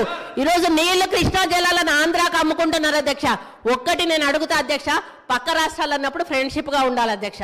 సీఎం కేసీఆర్ కుటుంబం అయ్యో జగన్మోహన్ రెడ్డి ఇంట్లో భోజనం చేస్తారు అధ్యక్ష, జగన్మోహన్ రెడ్డి కుటుంబం వచ్చో సీఎం కేసీఆర్ ఇంట్లో భోజనం చేస్తారు అధ్యక్ష, వాళ్ళ వెనకాలనేమో కేటీఆర్ గారు వెళ్తారు అధ్యక్ష. మామూలుగా ఇద్దరు సీఎంలు కూర్చున్నప్పుడు తప్పకుండా వాళ్ళ చీఫ్ సెక్రటరీ వీళ్ళ చీఫ్ సెక్రటరీ ఉండాలి, ఇద్దరి సీఎంల మధ్యలో ఏం సంభాషణ జరిగిందన్నది ప్రజలకు తెలియదు అధ్యక్ష. ఇన్నిసార్లు వీళ్ళు కలిసినా కూడా వీళ్ళు ఏం మాట్లాడుకున్నారు అనేది ప్రజలకు తెలియదు అధ్యక్ష. మళ్ళీ వచ్చినాక ఆంధ్ర మీద బయట తిడతారు అధ్యక్ష, లోపల మాత్రం భోజనాలు చేసుకుంటారు. కేటీఆర్ గారు ఏం మాట్లాడుకున్నారంటే వాళ్ళు ఏదో అభివృద్ధి గురించి మాట్లాడుకుంటున్నారు, నాకు సంబంధం లేదని వచ్చి ఈయన ప్రెస్ ముందర చెప్తాడు అధ్యక్ష. ఈ రోజు సెంట్రల్లో నీటి వనరుల గురించి మీటింగ్ పెట్టినప్పుడు ఎంతమంది ఇక్కడ నుంచి పోయారు, ఎవరెవరు పోయారు, ఎప్పుడు సీఎం పోయారు, అది ఒకసారి చెప్పమని అధ్యక్ష. ఈరోజు కేంద్రాన్ని ఎందుకు బద్నాం చేస్తున్నారు అధ్యక్ష? ఈ రోజు మోడీ గారితో మీరు సత్సంబంధాలు ఎందుకు పెట్టుకోలేదు? ఈ రోజు యాదాద్రి విషయంలో చిన్నజీయర్ స్వామిని ఎంకరేజ్ చేశారు. ఈ రోజు ఆయన ఎక్కడో ఒకటి కట్టుకుంటే అక్కడ మోడీని పిలిచిండని ఈ రోజు మోడీని పక్కకు పెట్టేసి మోడీతో సంబంధాలు లేకుండా సెంట్రల్ ఫండ్స్ తెచ్చుకోకుండా ఈ రోజు కేంద్రం ఇవ్వడం లేదని బద్నాం చేయడం తప్ప అధ్యక్ష. ఈ రోజు కేంద్రాన్ని దూరం పెట్టింది వీళ్ళు, కేంద్రం ఫండ్స్ ఉపయోగించుకోండి వీళ్ళు. చాలా ఫండ్స్ ఈ రోజు రిటర్న్ పోయినాయి అధ్యక్ష, కేంద్ర ప్రభుత్వ నిధులు. దాని వైఫల్యం పూర్తిగా గత ప్రభుత్వాన్ని నేను చెప్తా ఉన్నాను అధ్యక్ష. దయచేసి ప్రగల్భాలు పలగకండి. ఈరోజు తెలంగాణ లాభాల బాటలో ఉన్న తెలంగాణను కాంగ్రెస్ పార్టీ మీకు అప్పచెప్పింది. నష్టాల బాటలోకి వెళ్ళి నిరుపేదల జీవితాలు మీరు బాగు చేయలేదు, కేవలం పెద్దవాళ్ళని బాగు చేశారు, పేదోళ్ళని ఎక్కడున్న వాళ్ళని అక్కడ ఉంచారు. ఈ వాస్తవాన్ని ఒప్పుకోవాల్సిన బాధ్యత మీ మీద ఉందని ఈ సందర్భంగా గుర్తు చేస్తా ఉన్నాను అధ్యక్ష. ఏంది అధ్యక్ష ఇట్లా ఇంతమంది మంత్రులు మధ్యలో వేస్తే మేము ఎట్లా మాట్లాడగలుగుతాం అధ్యక్ష? వాట్ ఈస్ దిస్ అధ్యక్ష? సరే ఎనీహౌ ఏం చేస్తాం అధ్యక్ష? ప్లీజ్ హరీష్ రావు గారు ప్లీజ్. అధ్యక్ష కానీ మీరు ఈసారి ఇప్పుడు 5 మంత్రులకు అవకాశం ఇస్తారు సార్. మీరు శ్రీధర్ బాబు గారు, ఉత్తమ్ కుమార్ రెడ్డి గారు, పొన్నం ప్రభాకర్ గారు, సీతక్క మన కొండా సురేఖ గారు, జూపల్లి గారు, ఇంతమంది మంత్రులకు ఇచ్చి నన్ను మధ్యలో ఇన్నిసార్లు డిస్టర్బ్ చేసి నా ఫ్లో డిస్టర్బ్ చేసే ఇది ఒక కుట్ర సార్. ఇది కూడా అన్యాయం సార్ ఇది అధ్యక్ష. మా సోదరిమణి సరే ఒక విషయంలో ప్రజలు కూడా చూస్తున్నారు అధ్యక్ష. మా సోదరిమణి సురేఖ గారు ఒక మాట అన్నారు, హాస్పిటల్ ఊరవతలు ఉండాలన్నట, జైలేమో నడి ఊర్లు ఉండాలన్నట. ఇది ఏం ప్రేమ అధ్యక్ష? ప్రజలు ఇబ్బంది పడొద్దు, వరంగల్ నడిబొడ్డున ప్రభుత్వ ఆసుపత్రి ఉంటే ప్రజలకు మేలవుతుందని ప్రజల కోసం నడిబొడ్డున మేము ఆసుపత్రి కడితే దాన్ని కూడా మా సోదరిమణి తప్పుపడితే నేను అది వారి విజ్ఞత వదిలేస్తా అధ్యక్ష. ఇకపోతే వైద్యం కూడా నిర్లక్ష్యమైందని సోదరిమణి చెప్పారు అధ్యక్ష. బయట ఉంటే ఆరోగ్యకరంగా ఉంటారు పేషెంట్స్. పురాతనమైన జైలు భవనాన్ని పడగొట్టాల్సిన అవసరం ఏమొచ్చింది? ఎందుకు పడగొట్టాల్సి వచ్చింది? ఈ రోజు చెట్టుకొక్కరు పుట్టకొక్కరు అయిన అధ్యక్ష. వాళ్ళ భార్యలకు వాళ్ళు ఎక్కడున్నారో కూడా తెలియనటువంటి పరిస్థితి ఉన్నది. హరీష్ రావు గారు సార్ ఏం సార్ ఇది? వారు మాట్లాడితే నేను సమాధానం చెప్పాలి కదా అధ్యక్ష. ముగించండి. ఎట్లా ముగించాలి సార్? మీరు 8 మంది 1/2 డజన్ మంది మంత్రులకు మధ్యలో ఇంటరప్ట్ చేస్తే నేను ఎట్లా మాట్లాడాలి సార్? అధ్యక్ష మా సోదరిమణి వైద్యం నిర్లక్ష్యమైందన్నారు. ఆనాడు కాంగ్రెస్ ప్రభుత్వ హయాములో నేను రాను బిడ్డో సర్కారు దవాఖానకనే పాటలు వస్తే మా హయాములో పోదాం పద బిడ్డ సర్కారు దవాఖానకనంత గొప్పగా ప్రభుత్వ ఆసుపత్రులు చేశాం. ఆ రోజు ప్రభుత్వ ఆసుపత్రుల్లో డెలివరీలు 30% అయితే ఈ రోజు 78% ప్రభుత్వ ఆసుపత్రుల్లో డెలివరీలు జరుగుతూ ఉన్నాయి. ఇది మా ప్రభుత్వ పంతికి నిదర్శనం. సో నేను మాటకు చెప్పగలుగుతాను కానీ I don't want to deviate అధ్యక్ష కన్క్లూడ్ చేయండి ప్లీజ్. అధ్యక్ష ఈ రాష్ట్రం అనేక గొప్ప విజయాలను కూడా సాధించింది అధ్యక్ష. 2014-15లో 1,30,00,000 ఎకరాలు సాగైతే అధ్యక్ష ఈ సంవత్సరం 2,08,67,000 ఎకరాలు అంటే 59% అదనంగా సాగు సాధించాం అధ్యక్ష. వానకాలంతో పోటీ పడేలా యాసంగి సాగు జరుగుతూ ఉంది. పక్క రాష్ట్ర కూలీలు వచ్చి ఇవాళ తెలంగాణలో ఉపాధి పొందుతున్నటువంటి పరిస్థితి అధ్యక్ష. గత సంవత్సరం వరి ఉత్పత్తి 2,58,16,487 మెట్రిక్ టన్నులకు పెరిగింది అధ్యక్ష. పౌర సరఫరాల సంస్థ ద్వారా 2014-15లో 24 లక్షల మెట్రిక్ టన్నుల ధాన్యం సేకరిస్తే 2020-21లో 1,41,00,000 మెట్రిక్ టన్నుల ధాన్యం సేకరించాం అధ్యక్ష. 2014-15లో 3,392 కోట్ల విలువైన ధాన్యం మాత్రమే కొనుగోలు చేస్తే ఇప్పుడు అదే సంస్థ గత సంవత్సరం 27,037 కోట్ల విలువైనటువంటి ధాన్యాన్ని కొన్నది అధ్యక్ష. అంటే 483% వడ్ల కొనుగోలులో వృద్ధి సాధించిన అధ్యక్ష. 9 ఏళ్లలో రైతుల నుంచి 134,768 కోట్ల విలువైన ధాన్యాన్ని కొనుగోలు చేసిన అధ్యక్ష. ఇది నిజం కాదా అధ్యక్ష? అధ్యక్ష, అన్ని రకాల పంటలు కలిపి మేము అధికారంలోకి వచ్చినాడు కోటి మెట్రిక్ టన్నుల పంట దిగుబడి వస్తే ఇవాళ 4 రెట్ల అధ్యక్ష 4 కోట్ల మెట్రిక్ టన్నుల పంట దిగుబడి వచ్చింది అధ్యక్ష. అధ్యక్ష, ఇరిగేషన్లో దాదాపు వాళ్ళ విజ్ఞత లేకపోతే వాళ్ళకు వదిలేద్దాం. మీరు కొద్దిగా నిశ్శబ్దంగా పీపుల్ ఆర్ అబ్జర్వింగ్. వాళ్ళ విజ్ఞతకు వదిలేద్దాం. స్పీకర్ గారు, సభానాయకుడు చూసుకుంటారు. ఎల్ఏ మినిస్టర్ గారు కంట్రోల్ చేసుకోవాలి. అధ్యక్ష, నిజాలు చెప్తుంటే వినే ఓపిక లేకపోతే ఎట్లా అధ్యక్ష? వాళ్ళకు మీరు కన్క్లూడ్ చేయండి ప్లీజ్. అధ్యక్ష, 15 నిమిషాలు అధ్యక్ష, 15 మినిట్స్ అధ్యక్ష. ఇరిగేషన్ అధ్యక్ష, ఇరిగేషన్లో దాదాపు అధ్యక్ష 200 టీఎంసీల కొత్త రిజర్వాయర్ల సామర్థ్యాన్ని ఇలా మేము రాష్ట్రంలో ఏర్పాటు చేసినాం అధ్యక్ష. 200 టీఎంసీలు అంటే టీఎంసీల రిజర్వాయర్లు కొత్తగా ఈ రాష్ట్రంలో రావాలంటే దానికి డబ్బు ఖర్చు కాదా అధ్యక్ష? అధ్యక్ష, ఒక కాళేశ్వరం కానీ, పాలమూరు ఎత్తిపోతల పథకం కానీ, మిడ్మానేర్ కానీ, గౌరవెల్లి కానీ, కల్వకుర్తి, నెట్టంపాడు, భీమా, తుమ్మిళ్ళ ఈ పెండింగ్ ప్రాజెక్టులను పూర్తి చేయడం దాదాపు 200 టీఎంసీల కొత్త రిజర్వాయర్ల సామర్థ్యం తెచ్చినాం అధ్యక్ష. అదేవిధంగా విద్యుత్ స్థాపిత సామర్థ్యం 7,778 మెగావాట్ల నుంచి 18,567 మెగావాట్లకు పెంచినాం అధ్యక్ష. కొత్తగా 33 జిల్లా కలెక్టరేట్లను 1,649 కోట్ల రూపాయలతో చేపట్టి 25 కలెక్టరేట్లు పూర్తి చేసినాం అధ్యక్ష. రోడ్లు అధ్యక్ష, కొత్తగా 8,218 కిలోమీటర్ల డబుల్ లైన్ రోడ్లు, 321 కిలోమీటర్ల 4 లైన్ రోడ్లు, 39 కిలోమీటర్ల 6 లైన్ రోడ్లు, 382 బ్రిడ్జిలు పూర్తి చేసి ఈ రాష్ట్రానికి ఆస్తిని క్రియేట్ చేసినాం అధ్యక్ష. గురుకులాల అధ్యక్ష, ఆ రోజు కాంగ్రెస్ పాలనలో 293 గురుకులాలుంటే 1,022 గురుకులాలకు పెంచినాం అధ్యక్ష.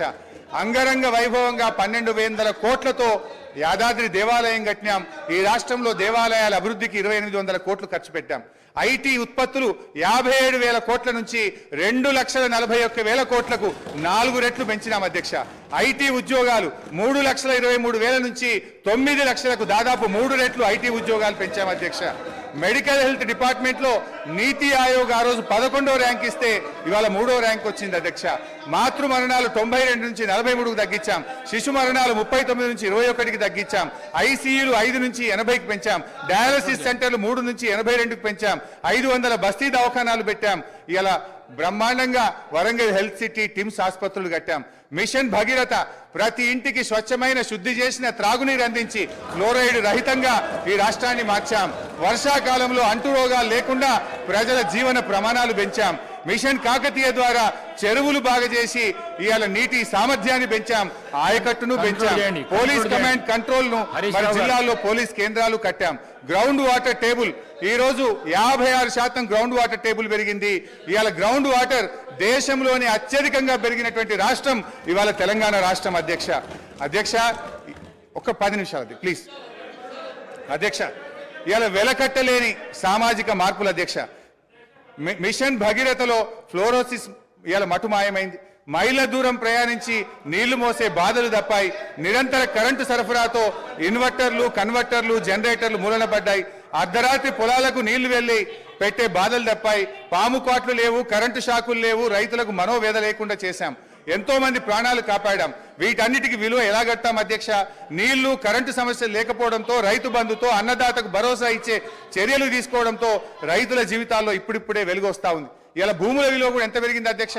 ఇక్కడ ఉండే ఎమ్మెల్యేలకు కూడా చాలా మందికి భూములు ఉన్నాయి.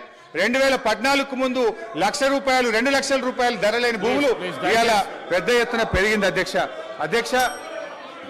జస్ట్ ఐ విల్ కంక్లూడ్ అధ్యక్ష. ఈ రోజు ఒక విషయం అధ్యక్ష, ఐఎమ్ ట్రైంగ్ టు కంక్లూడ్ అధ్యక్ష. ఇలా ముఖ్యమంత్రి గారు ప్రాజెక్టులు కట్టినా, ప్రగతి భవన్ కట్టినా ప్రజల కోసమే కట్టినాం అధ్యక్ష. కానీ వీళ్ళు ఏం చేసిందంటే అధ్యక్ష, ప్రాజెక్టుల మీద దుష్ప్రచారం, చివరికి ప్రగతి భవన్ మీద కూడా దుష్ప్రచారం చేసినారు. సరే, మొన్న గౌరవనీయులు బట్టి విక్రమార్క గారు ప్రగతి భవన్ లో గృహప్రవేశం చేసినారు. చాలా సంతోషం, వారికి నా శుభాకాంక్షలు. అయితే అధ్యక్ష, గతంలో ఇదే నాయకులు ఏమని చెప్పింది అధ్యక్ష? ప్రగతి భవన్లో 150 గదులున్నాయని, బుల్లెట్ ప్రూఫ్ బాత్రూమ్లు ఉన్నాయని, 250 సీట్లున్న సినిమా థియేటర్లు ఉన్నాయని, స్విమ్మింగ్ పూల్లు ఉన్నాయని చెప్పిండ్రు. మరి ఇప్పుడు బట్టి గారు చెప్పాలి ఎన్ని రూములు ఉన్నాయో, స్విమ్మింగ్ పూల్లు ఉన్నాయా, ఏమున్నాయో ఇప్పుడు బట్టి గారు సమాధానం చెప్పాలి. అధ్యక్ష, మా నాయకుడు తన కోసం ఆలోచించలే. మొన్న ఆసుపత్రి నుంచి డిశ్చార్జ్ అయితే కనీసం ఆయన ఒక ఉండడానికి ఇల్లు కూడా కట్టుకోలే అధ్యక్ష. ఎమ్మెల్యేగా ఉన్నప్పుడు 500 గజాల స్థలంలో కట్టుకున్న ఇంటికి, అదే పడావుబడ్డ ఇంటికి సున్నం వేసుకొని తిరిగి ఆ ఇంటికే పోయి ఉన్నటువంటి ఇవాళ నిజాయితీ మా ప్రభుత్వాన్ని, మా కేసీఆర్ అధ్యక్ష. అధ్యక్ష, ఇవాళ కాళేశ్వరం విషయంలో కానీ మేడిగడ్డ విషయంలో కూడా ఇదే బురద చల్లే ప్రయత్నం చేస్తూ ఉన్నారు. నేను చూస్తూ ఉన్నా ఇవాళ ఉత్తమ్ కుమార్ రెడ్డి గారు వారు చాలా సందర్భాల్లో వారు కానీ వీళ్ళ నాయకులు కానీ చెప్తా ఉన్నారు. ఏమని చెప్తున్నారు? మేము సిట్టింగ్ జడ్జితో విచారణ జరుపుతామని చెప్తున్నారు. అధ్యక్ష, ఐ డిమాండ్ వెంటనే సిట్టింగ్ జడ్జితో విచారణ జరపండి. అధ్యక్ష, బంగారాన్ని నిప్పుల్లో దానికి కాల్చితేనే దాని మేలిమి బయటపడుతుంది. నిజమేందో ప్రజలకు తెలవాలి, బంగారం ఏందో కంచేందో ప్రజలకు అర్థమవుతుంది.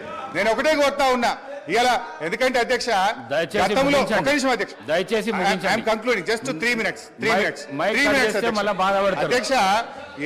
దాదాపు 80,000 కోట్లు ఖర్చయిన కాళేశ్వరానికి 1,00,000 కోట్లకు ఇలా అవినీతి జరిగిందని చేసిన వీళ్ళ అవినీతి ప్రచారం గోబల్స్ గా పెద్ద ఎత్తున ప్రచారం చేశారు అధ్యక్ష. దురదృష్టవశాత్తు ప్రజలు కూడా కొంత నమ్మిండ్రు అధ్యక్ష. ఇవాళ నిజం నిలకడమే తెలుస్తుంది. తప్పకుండా ఇవాళ మీరు మేడిగడ్డ మీద వేస్తారా, సుందిల మీద వేస్తారా, సిట్టింగ్ జడ్జితో విచారణ తక్షణమే వేయండి. మేము రెడీగా ఉన్నాం. మా నిజాయితీ బయటకు వస్తుంది. మేము ఎలాంటి తప్పులు చేయలేదు కనుక నిజాలు ముఖ్యమంత్రి గారు లేచి మాట్లాడినారు అధ్యక్ష. నేను I want to set right the record. CM గారు నిజానికి నేను సభను తప్పుదో పట్టించలేదు, గౌరవ సభానాయకుడు గారే తప్పుదో పట్టించారు. నేను ఐ వాంట్ టు క్లారిఫై. ఏంటంటే అధ్యక్ష, ఇవాళ ముఖ్యమంత్రి గారు కూడా వినాలి. నేను అఫ్కోర్స్ వాడిని తప్పనను, కొత్తగా ముఖ్యమంత్రి అయినట్టు టైం పడుతుంది విషయాలు తెలుసుకోవడానికి, నేను తప్పనట్లేదు. అయితే అధ్యక్ష, ముఖ్యమంత్రి గారు మీ ద్వారా గౌరవ సభానాయకుడి దృష్టికి తీసుకుపోతున్న ఏంటంటే అధ్యక్ష, కాళేశ్వరం కార్పొరేషన్లో కేవలం కాళేశ్వరం ప్రాజెక్టుకే రుణాలు తీసుకోలేదు అధ్యక్ష. పాలమూరు లిఫ్ట్ ఇరిగేషన్కు కూడా కాళేశ్వరం కార్పొరేషన్ ద్వారా తీసుకున్న రుణాలను ఖర్చు పెట్టాము. It's not that Kaleshwaram corporation తీసుకున్న అప్పంతా కాళేశ్వరంకే ఖర్చు పెట్టారని ముఖ్యమంత్రి గారు చెప్పారు. ఇది సత్యదూరమైంది. నంబర్ 1. నంబర్ 2, నేను అంచనాలు అనలేదు. ఖర్చు పెట్టిందే 83 వేల కోట్లు దాటకపోతే 1,00,000 రూపాయల అవినీతి జరిగిందని 1,00,000 కోట్ల రూపాయల అవినీతి జరిగిందని మా మీద బురద జల్లారు అని నేను చెప్పాను. ఖర్చు పెట్టింది అన్నారు. దాని ముఖ్యమంత్రి గారు అంచనాలు అన్నారు. సో నీళ్ల విషయంలో మా పాలసీ ఏందో 3 ఏళ్ళు ప్రభుత్వం ప్రజలు చూశారు. మేము మంచినీళ్లు రాష్ట్ర ప్రజలకు ఉచితంగా, ఈ రాష్ట్ర ప్రజలకు గత 3.5-4 సంవత్సరాలుగా మిషన్ భగీరథ పూర్తి చేసిన తర్వాత త్రాగునీరు ఇచ్చాం. గత ప్రభుత్వం నీటి తీరువ నాగార్జున సాగర్ ప్రాజెక్ట్ కింద ఎస్ఆర్ఎస్పి కింద నీటి తీరువ వసూలు చేస్తే మేము ₹1 కూడా తీసుకోకుండా ఉచితంగా సాగునీళ్లు అందించిన మా విధానం రాష్ట్ర ప్రజలకు తెలుసు అధ్యక్ష. ఇకపోతే టీఎస్ఏఐసి విషయంలో ముఖ్యమంత్రి గారు అన్నారు ఇవాళ రాష్ట్ర ప్రభుత్వమే కడుతుంది. ఎస్ అధ్యక్ష, టెంపరీగా మనం కట్టినా, ఇప్పుడు ఉదాహరణకు మేము ఏం చేసినాం, ఆ డబ్బులు నిమ్స్కులో ల్యాండ్ ఎక్విజిషన్కు, ఫార్మాసిటీలో ల్యాండ్ ఎక్విజిషన్కు ఆ డబ్బులు ఖర్చు పెట్టినాం. ఒకసారి ఇండస్ట్రియలిస్టులకు ఫార్మాసిటీలో భూమిని కేటాయించిన, నిమ్స్లో ఇండస్ట్రియలకు భూమి కేటాయించిన తర్వాత డబ్బులు వస్తాయి టీఎస్ఏఐసికి. Then they will give it back to the government. ఇది ఒక పాలసీ అధ్యక్ష. సో ముఖ్యమంత్రి గారు ఇలా మమ్మల్ని దబాయించాలని చూడడం కరెక్ట్ కాదు. నేను ఇంకా టైం ఇస్తే నేను చాలా డీటెయిల్గా చెప్పగలుగుతా కానీ, సో నేను క్లారిఫై చేసే ప్రయత్నం చేస్తున్నాను. I'm going to conclude sir. Conclude చేస్తాను. నేను ఎక్కువ చెప్పండి sir. Just 5 minutes I will conclude please. 5 minutes. అధ్యక్ష, రాష్ట్రం అప్పుల కుప్ప అయితే అంతర్జాతీయ సంస్థలు రావు అధ్యక్ష. ఎక్కడైతే ఇన్ఫ్రాస్ట్రక్చర్ ఉంటుందో, ఎక్కడైతే పీపుల్ పర్చేస్ పవర్ ఉంటుందో, ఎక్కడైతే స్టేబుల్ గవర్నమెంట్ ఉంటుందో, ఎక్కడైతే ఏబుల్ లీడర్షిప్ ఉంటుందో అక్కడికే అంతర్జాతీయ పెట్టుబడులు వస్తాయి అధ్యక్ష. ఇవాళ చిన్నప్పుడు కూడా మనం సుమతి శతకంలో చదువుకున్నాం అధ్యక్ష. ఎప్పుడు సంపద కలిగినా అప్పుడే బంధువులు వత్తురది ఎట్లన్నన్, దెప్పలుగా చెరువు నిండిన కప్పలు 10,000 చేరుగదరా సుమతి. సంపద వసతులున్న చోటికే కంపెనీలు వస్తాయి, ఉద్యోగ ఉపాధి అవకాశాలు వస్తాయి అధ్యక్ష. నేను ఐ వాంట్ టు కంక్లూడ్ అధ్యక్ష. నేను ప్రభుత్వానికి ఒక విజ్ఞప్తి అధ్యక్ష. I'm just appealing to the government అధ్యక్ష. ఈరోజు ఫైనల్గా నేను గవర్నమెంట్ చేసే అప్పీల్ అధ్యక్ష. ఇలా ప్రజల నిర్ణయం శిరోధార్యం వహించాలి. ప్రజలకు వాళ్ళకి అవకాశం ఇచ్చిండ్రు, మమ్మల్ని ఇక్కడ కూర్చోబెట్టినారు. We accept that. అధ్యక్ష నేను ఒకటే అంట, సంపూర్ణ మెజార్టీతో ప్రజలు మీకు అవకాశం ఇచ్చినప్పుడు మీ తెలివితేటల్ని మీ విజ్ఞతను ప్రదర్శించి నిధులు సమకూర్చుకోండి, రాష్ట్రాన్ని ముందుకు నడపండి. అంతేగాని మమ్మల్ని బదనాం చేయాలని మమ్మల్ని తిట్టుకుంటూ బతికే ప్రయత్నం చేయొద్దు. ఏమర్థమవుతుంది? మేమంటే మీకు అంత భయమా?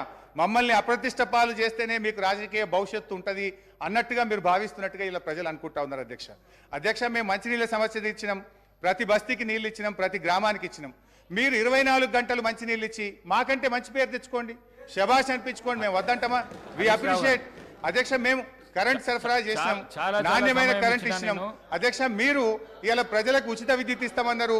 90 లక్షల తెల్ల రేషన్ కార్డుదారులకు 200 యూనిట్ల ఉచిత విద్యుత్ కోతలు లేకుండా అందించి ప్రజలకు ఇచ్చిన మాట నిలబెట్టుకునే ప్రయత్నం చేయండి. ఇలా గ్యాస్ సిలిండర్ ఇస్తామన్నారు. ప్రతి తెల్ల రేషన్ కార్డు దారికి సంవత్సరానికి 12 గ్యాస్ సిలిండర్లు ఇచ్చి మీరు ఇచ్చిన మాట నిలుపుకొని ప్రజల్ని ఒప్పించే ప్రయత్నం చేయండి అధ్యక్ష. అధ్యక్ష లాస్ట్ క్లోజ్ చేస్తాం అధ్యక్ష. వ్యక్తులుగా మనం ఉంటాం పోతాం, ప్రజల ప్రయోజనాలు ముఖ్యం. రాష్ట్ర భవిష్యత్తును దెబ్బతీసే పద్ధతి వద్దు, రాష్ట్ర పరపతిని దిగజార్చే దుష్ప్రయత్నాలను మానుకోండి. ఒక చిన్న పుకార్తో స్టాక్ మార్కెట్ కుప్పకూలిన సంఘటనలు చూసాం.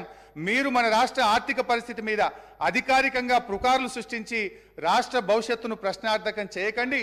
ఈ శ్వేతపత్రాలు రాష్ట్ర ఆర్థిక ప్రగతికి కోతపత్రాలు అవుతాయి. దేశానికి దిక్సూచిగా ఉన్న తెలంగాణను దివాలా అనే ముద్ర వేయకండి. సంపద ఉన్నది, సమృద్ధి ఉన్నది, వృద్ధి రేటును పెంచండి, మరింత పకడ్బందీగా రెవెన్యూ లీకేజీలను అరికట్టండి, రాష్ట్ర అభివృద్ధిని చేయండి. అంతేగాని ఈ దుర్మార్గకు దుష్ప్రచారాలతోని దయచేసి బురద జల్లే ప్రయత్నం చేయొద్దు. This is my sincere and honest appeal to the government. Thank you.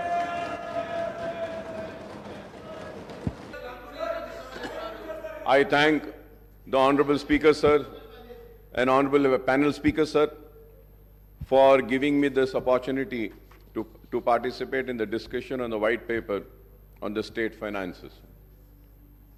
The Honorable Deputy Chief Minister Saab had, and the Finance Minister Saab had made opening remarks while tabling the white paper. He also mentioned that there is a lack of funds to even meet the daily expenses. Before I speak on the data mentioned in the white paper, sir, I would like to know as to what is the exact purpose behind publication of the white paper on the state finances. Is it to highlight the acts of omission and or commission of the previous government in managing the state finances? Or is it to lay the blame on the previous government for allegedly mismanaging the state finances and creating a grim situation where it is becoming difficult for the new government to implement its poll promises, including the 6 guarantees, the 5 declaration, and obtain other promises, sir. Unless there is clarity on the objectives behind the white paper, any discussion on the same will not be useful, sir. Sir, Honorable Panel Speaker, sir, whatever be the reasons or motive behind the release of white paper on the state finances, sir, I would request those on the treasury benches not to give out message that Telangana has become a bankrupt and a debt-ridden state with no finances left to carry on the day-to-day activities. Yes, I am a politician. मैं सियासतदान हूं जरूर, लेकिन मेरे सियासी मकासद, मेरे सियासी कामयाबियों से बढ़कर अगर कोई चीज है तो मेरे लिए मेरा मुल्क है, मेरी रियासत है और मेरे लिए मेरा तेलंगाना। मेरे मकासद, मेरी कामयाबी बाद में, मेरे तेलंगाना की कामयाबी सबसे पहले।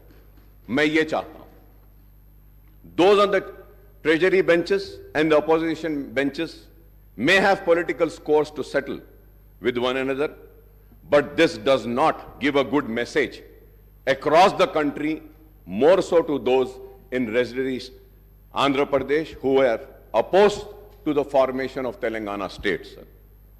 Sir, there were leaders such as Kiran Kumar Reddy who were claiming that the Telangana would be a failed state, financially bankrupt state, state steeped in darkness due to power crisis, state without drinking water, and state with no finances for payment of staff and salaries, sir. I was the member then in the Andhra Pradesh Legislative Assembly. I have seen with my own eyes and I am witness to it. A PowerPoint presentation was also made. तो मैं ये चाहूंगा कि there is a very thin line. Yes, as a politician we need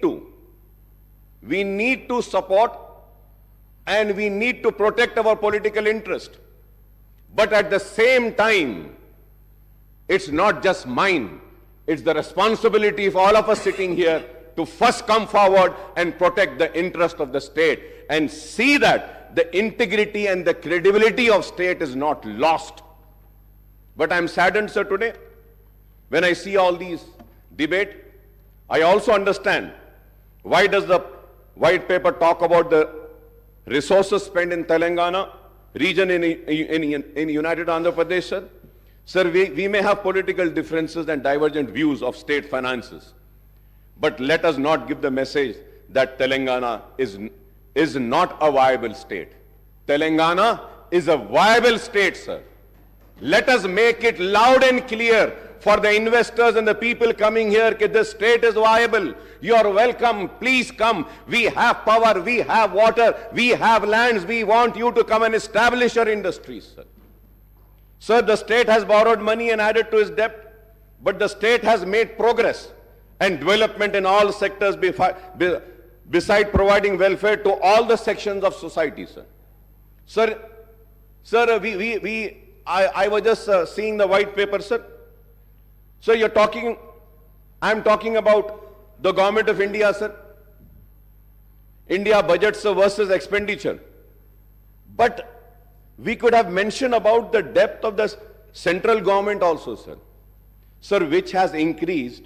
Honorable ex-MP is also here, and Honorable CM Saab also has been a member of parliament.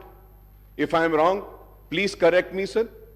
So the debt burden of government of India, which has increased from 44,25,347.66 crores in 2013 and 14 to rupees now 1 crore 52 lakhs 53,915.16 crores.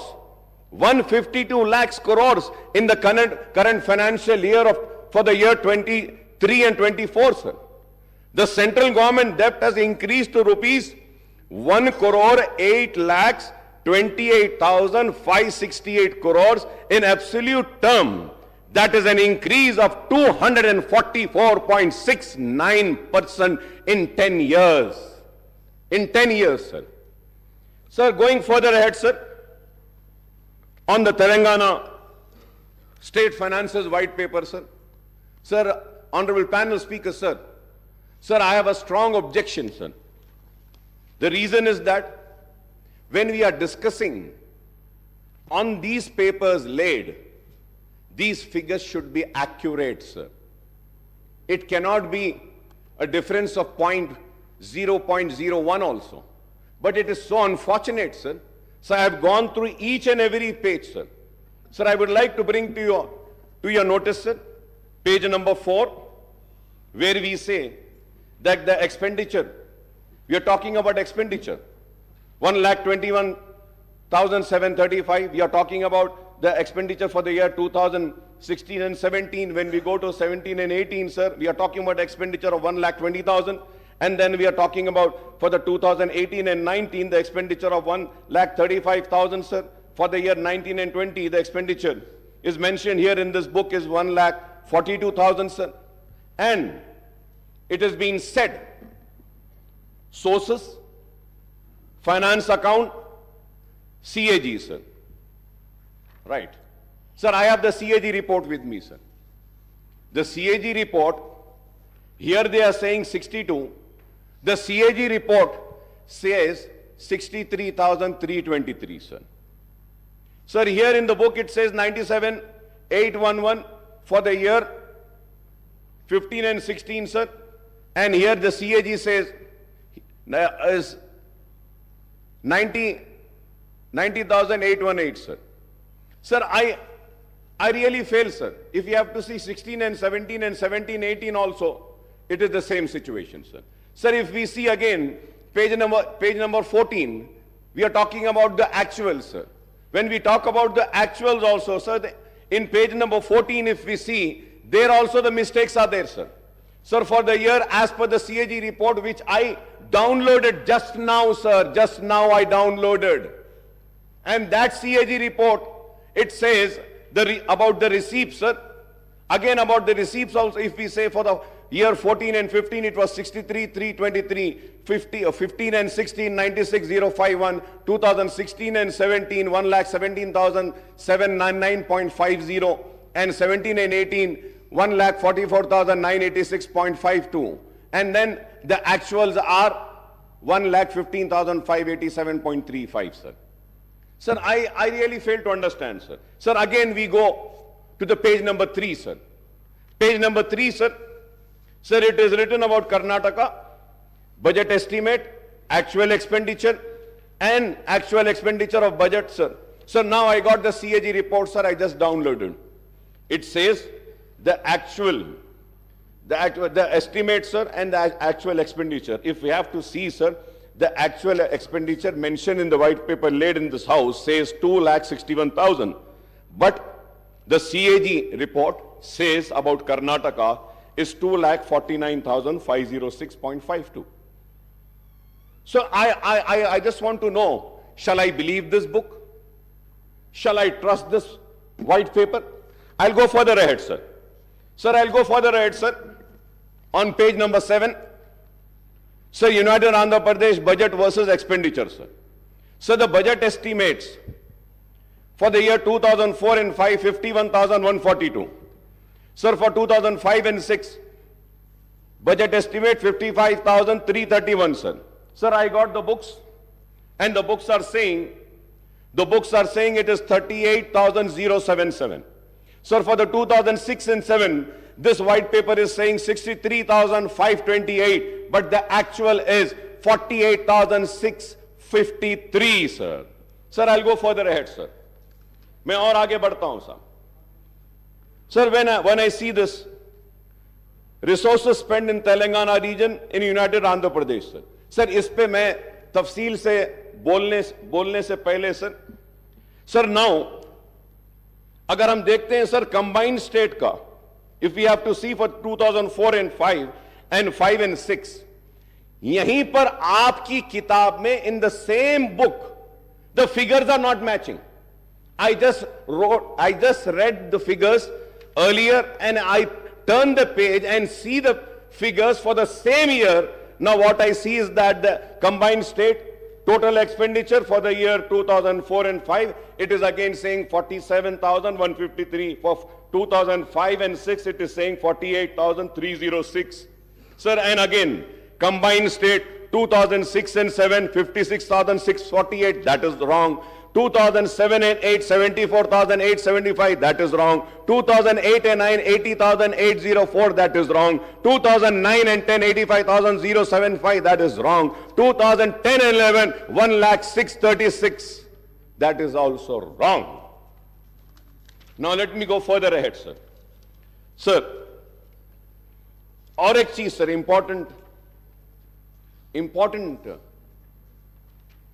Sir, here, on page number 4, sir. Page number 4, the first table. Sir, it is saying, right from for the year 2014 and 15 se leke 2022 se 23 tak. Sir, it says, budget estimate total, sir, 14,87,834. Expenditure, 12,24,877. Sir, now let us go to the resources spent in the Telangana region, United Andhra Pradesh, right from 1956. 1956 से लेकर हम 57 financial years को लेते हैं, the total amount, combined state total expenditure is 1,94,945. 11 lakhs 94,945, sir.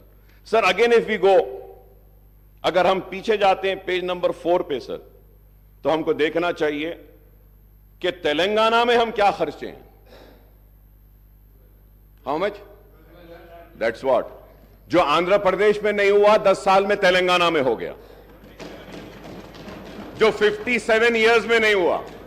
अब अगर हम फिर अगर देखते हैं सर कि Telangana, sir I am telling you कि आपके फिगर्स कुछ सही नहीं है साहब इसमें.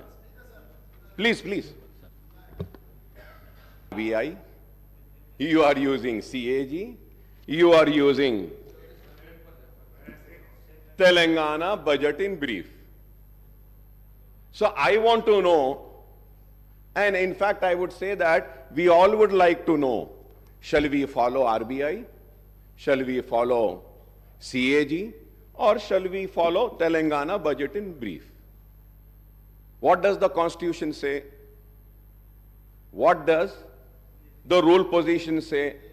The state budget we need to follow, we need to discuss on this, and CAG is the authority which audits. Yes, report देते हो.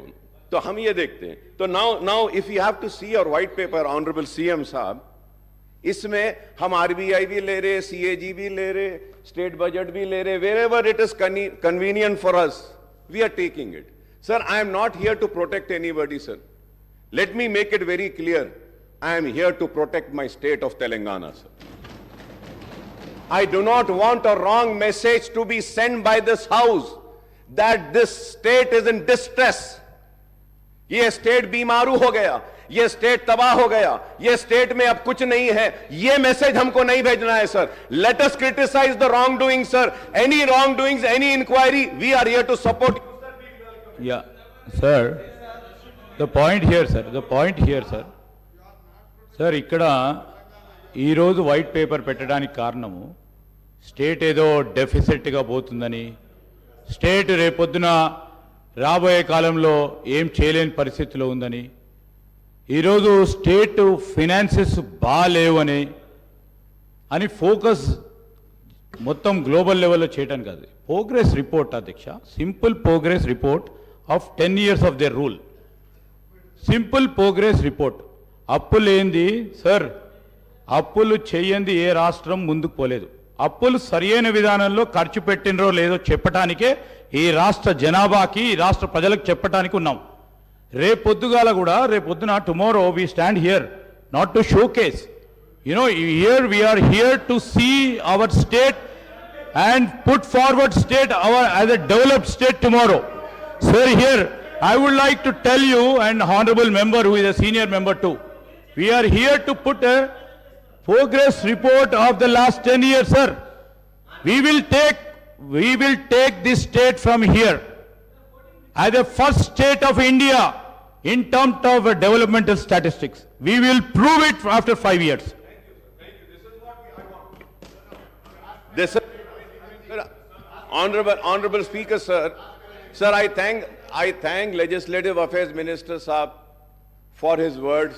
This was what I want, sir. This was what I was wanting. I am not wanting a wrong message to go out of this house. Thank you very much.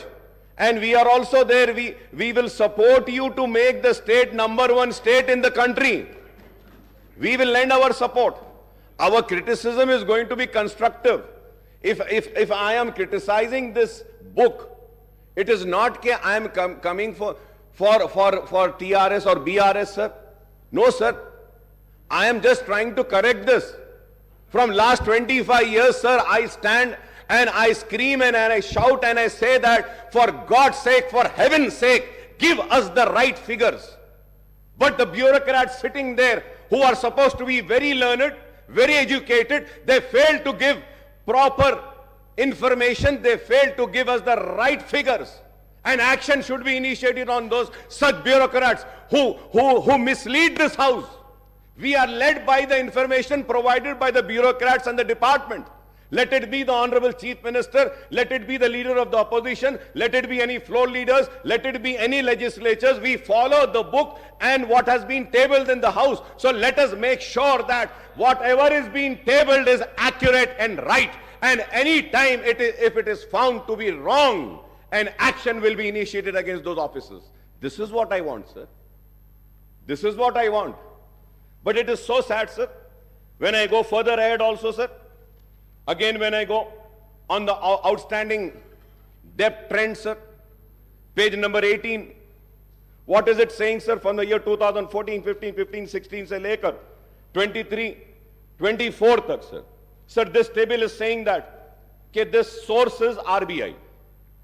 The source is RBI. My source is this.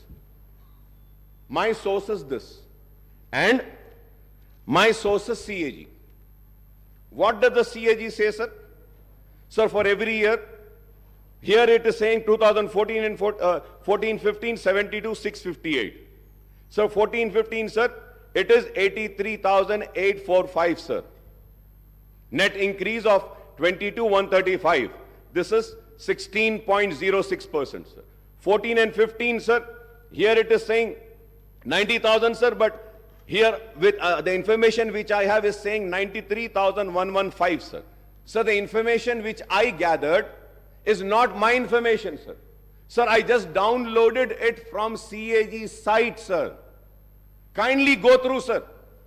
With all responsibility, I'm saying this, sir. Sir, if we have to see 16 and 17, sir, this book says 16 and 17, this book says 81,821, sir. But as per my information, sir, the actual is 1,27,828, sir. Sir, 17 and 18, 1,60,269 is in the book. And CAG says 1,27,000, sir. 17 and 18, sir. 17 and 18, 1,60,000.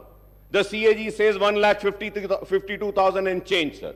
18 and 19, that white paper says 190, sir. The CAG says 1.75 change, sir. And 19 and 20, if you have 20 and 21, sir, the outstanding debt in this white paper is saying 2,71,000, sir. 2021. The CAG is saying 2,44,019, sir. Sir, again, 21 and 22, 3,14,000 this book is saying. Well, the CAG is saying 2,83,000, sir. So now I just, sir, if I am wrong, I may be corrected, sir. I am a person who wants to be corrected. I want to be corrected, sir. Sir, I want to know which book should I follow, which figures should I see. I will see the same figures, sir. CAG देखना है, CAG देखूंगा. नहीं, ये book आपकी सही है, तो मैं इसको देखूंगा. Sir, again, if we have to go, sir, on the page number 29, sir, expenditures on salary and pension, sir. Salary and pension, sir. What is this book saying, sir, and what is the CAG saying? The CAG, आप देखते हैं, sir, for the year 18 and 19, the total salaries and pensions are 32,378.19. And what does the white paper says? 38,210. Sir, CAG says for the year 19 and 20, total salaries and pension 34,289. The white paper says 39,147. For the year 2021, salaries and pensions, the CAG says 36,161. This book says 41,819. Sir, the CAG says for 21-22, 44,403.08. The white paper says 48,809. Sir, 22-23, the CAG says 51,082. The white paper says 55,925. So I just want to know who's right. Please correct me, who's right. अब ये पूरे इसमें, sir, it took so much of time to go through, to study. और अब सवाल ये है, हम अगर बहस करें और हम अगर किसी की नाकामी का जिक्र करें तो कैसे करें, कौन से फिगर्स को लेके करें? So going. Sir, as far my knowledge goes, I also stand corrected. I was just talking to the secretary. Sir, here in the page number 18, if you see, sir, here we have to see What is important to note is that the debt figures stated above do not include the off-budget borrowings of the government. Off-budget borrowings include loans availed by the entities outside the government system but guaranteed by the state. The point here is, my learned friend was also a PAC committee chairman. We were both together. Sir. Audit accounts, until and unless the audit paras have been cleared, it is not final, sir. So most of the audit paras wouldn't have got finalized. So that may have the reason the RBI report and the audit report is differing. So we thought of taking the clarification. I'll get back to you. Thank you, sir. No. I'm saying it. No, CAG reports. CAG audit reports will be finalized after the audit is been done.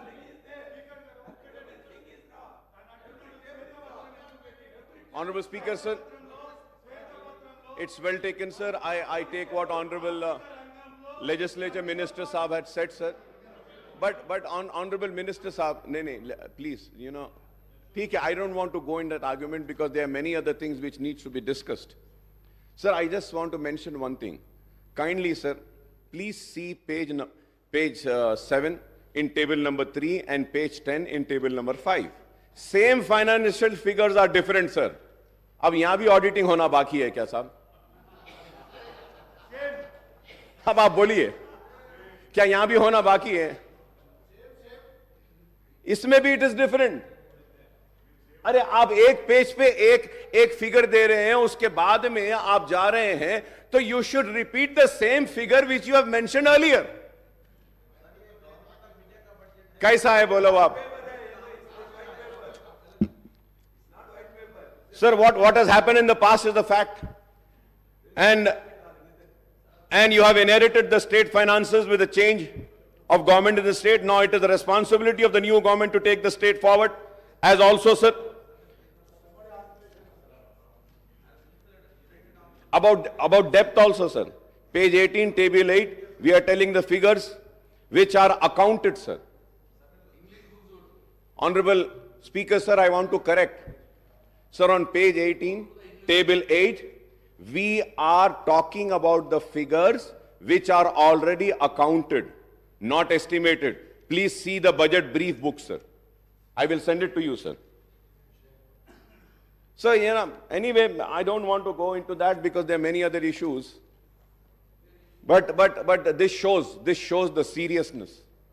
This shows the seriousness. And this also shows what message we are sending out.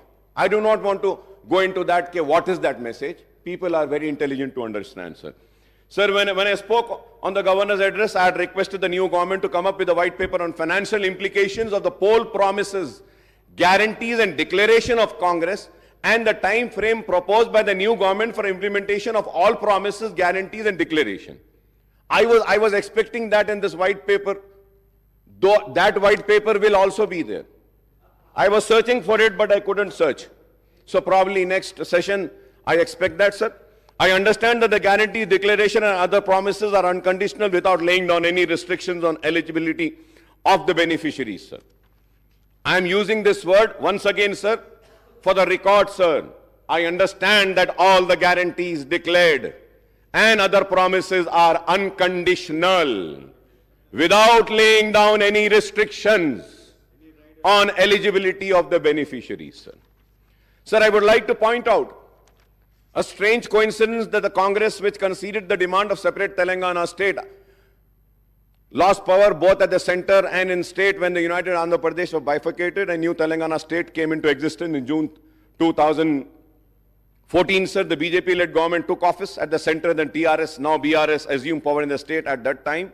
What has been the fate of the various state governments led by the parties other than the BJP and its allies across the country since 2014 is known to everyone.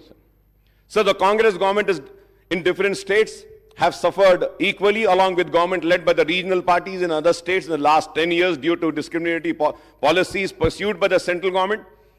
The Union Finance Ministry, the Reserve Bank of India and other regulatory bodies exercise tighter control over the state finances through the tight fisted devolution of central taxes and grant in aid to the states on the one hand and instance on strict adherence to the FRBM Act on borrowing by the states on the other, sir.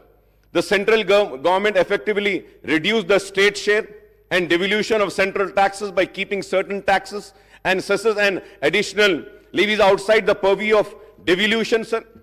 Sir, I was expecting, Honorable Speaker, sir, when the white paper was laid, I was also expecting that there would be a table carrying the statement showing that what was the due share of the state of Telangana, which was needed to be given by the government of India, year-wise, which has not been released to the state of Telangana. But I am again and again searching the white paper, sir, it is not mentioning, sir. But I would like to mention it, sir. Because my learned friend of BJP are also here, they can pursue the government of India and get the amount released for our state, sir, which is our due share, sir. Sir, state share and central taxes, sir, right from the year 2014 and 15 and 16, 17, the total amount in budget estimate was 1,42,843.82, sir. Central taxes, sir. The actual releases were 1,31,790.70. That is 92.26, sir. Sir, I'm talking about the central taxes, sir. So now let us check in grant in aid, sir. Sir, in grant in aid, sir, the total amount which was anticipated by the state government from the year 2014 and say later 2022-23 tak, sir, it was 2,02,951.97. I repeat, sir, 2,02,951.97. But the actual releases by the government of India is only 91,368.71, sir. So, जब हम ये देखते हैं, sir, if we have to calculate the total releases, sir, it is only 45%. The due share of Telangana, which was denied by the government of India, is 1,11,583, sir. If I am wrong, I may be corrected. 55%. So, going further ahead, sir, the Finance Commission recommendation were twisted to deny the rightful share of states in central taxes, as well as the grant in aid for the central scheme implemented in the state. The white paper of Telangana state finances table today hides more than it reveals as statistics and sources of data have been used conveniently to suit the premise that the state finances have not been managed properly, sir. You make the budget, which is an estimate on the revenue that you expect and the expenditure you would like to incur basing on your needs and priorities. एक हमारी उम्मीद रहती, तवक्को रहती है कि इतने पैसे आएंगे. जब उतने पैसे नहीं आते हैं तो हमको कट डाउन करके जितने पैसे आए हैं वही खर्चना पड़ेगा. It is as simple as that, sir. So, however, for the first time we hear only about expenditure without reference to the revenues. So, table 1 compares only the budget estimate of expenditure and actual expenditure without any reference to budget estimate of revenues and actual receipts, sir. You should have taken into account the actual receipts, which the white paper is not. Sir, going further ahead, sir, in this sense, it is loop-sided way of looking at the budget where you talk about expenditure shortfall without any reference to the revenue shortfall, sir. Sir, the standard norm of budget making for the central government and the state government is that the estimates are 10 to 15% higher than the actual achievement of the targets. Again, I would say, if I am wrong, I may be corrected, sir. So the white paper, table 3, compares the United AP budget estimate of the expenditure versus actual expenditure. Sir, this comparison looks loop-sided because it gives the data of the 10 years period prior to AP reorganization. A better comparison would have been with the residuary Andhra Pradesh state after the bifurcation, that is for the 10 years period from 2014 and 15 to the 23-24. That is 5 years of TDP and 5 years of YSR rule, sir. Unnecessary, sir. The white paper compares the resources spent in Telangana region in United Andhra Pradesh right from 96 to 57 to 2013 and 14, showing the figures of Telangana share, which are simply, I would say, sir, they have no reference to the actual expenditure incurred in Telangana region. That's what I'm saying. How can you make it 41%? 1956 में क्या था population? आप कैसा देख सकते हैं? 1960 में क्या था? क्या उस वक्त की आंध्र प्रदेश की असेंबली में was any book or any finances tabled in the house? That this much amount has been spent on Telangana, this much on Andhra, this much on Rayalaseema? No. How did we arrive to this figure, sir? The assets and liabilities of United AP were divided among the residuary AP and new Telangana state based on a 2011 population ratio of two regions, that is 58.32% of residuary AP and 41.68% of Telangana state. How can you revoke the combined AP state figures by enmarking 41.68% proportion of Telangana region? What is the population ratio of Seema Andhra and Telangana in 96 and 57 to 2010 and 11 is a question which needs to be answered. I hope that Honorable Chief Minister Saab or the Finance Minister Saab would give an answer to this, sir. So this is how the bureaucrats play with the credibility of their political bosses by passing off the cooked up figures, sir. They don't give the right figures, sir. The source is shown as budget document in the United AP for this data. Can you show one budget document of United AP where the cited data is shown in Telangana? For Telangana, it is shown. The white paper talks about the trends in actual revenue receipt, again without reference to budget estimate of the revenue receipts. Again, the white paper cites the actual outstanding debt trend without reference to estimates and making comparison with the FRBM norm. The white paper also cites the year-wise principal and interest repayment leading to increased debt servicing burden. The data is cited from the state budget document and not from the CAG, sir. Honorable Speaker, sir, not from the CAG, sir. So the white paper lists out the government guarantees, loans raised by the special purpose vehicle, corporation and serviced by the government, and the loans raised by SPVs and serviced by them, and non-guarantee loans which are raised and serviced by SPs and corporations and institutions. So the white paper also lists out the status of financial progress of ongoing works in various departments under capital expenditure, sir. So it also gives out the abstract of payment status and other pending bills of the state government. The white paper also refers the expenditure of salaries and pension of the government employees. However, the white paper does not talk about the expenditure incurred on subsidies under revenue accounts, sir. Sir, I have the list of the subsidies also, sir. I have I did some homework and I came, sir. So 2018 and 19 and 20, 21, 22, 23. Sir, यहाँ पर जब हम देखते हैं, sir, the subtotal for the year in interest payment, salary, wages, pension and subsidies, sir. The total 2018 and 19, 50,436. 19 and 20, sir. Interest payment, salary, wages, pension and subsidies, sir, it is 54,311. 20 and 21, sir, it is 61,738. For the year 21-22, 73,039, and 22-23, 81,662, sir. Sir, I have all the details, sir. Sir, I would like to point out that there is what is called as a committed expenditure. If I am wrong, I may be corrected, sir. Committed expenditure of the government, which is incurred any circumstances, even when budgetary cuts or expenditure freezes are imposed. So the committed expenditure of the government on revenue account mainly consists of interest payment, expenditure on salaries and wages and pension of government employees, and subsidies, sir. Sir, these four heads of accounts are unaffected by any expenditure freeze or austerity measures resorted by the government to curtail the expenditure in wake of shortfall in revenues. So the white paper also talks about increasing reliance on ways of means advances by giving out the year-wise data and utilization of these advances.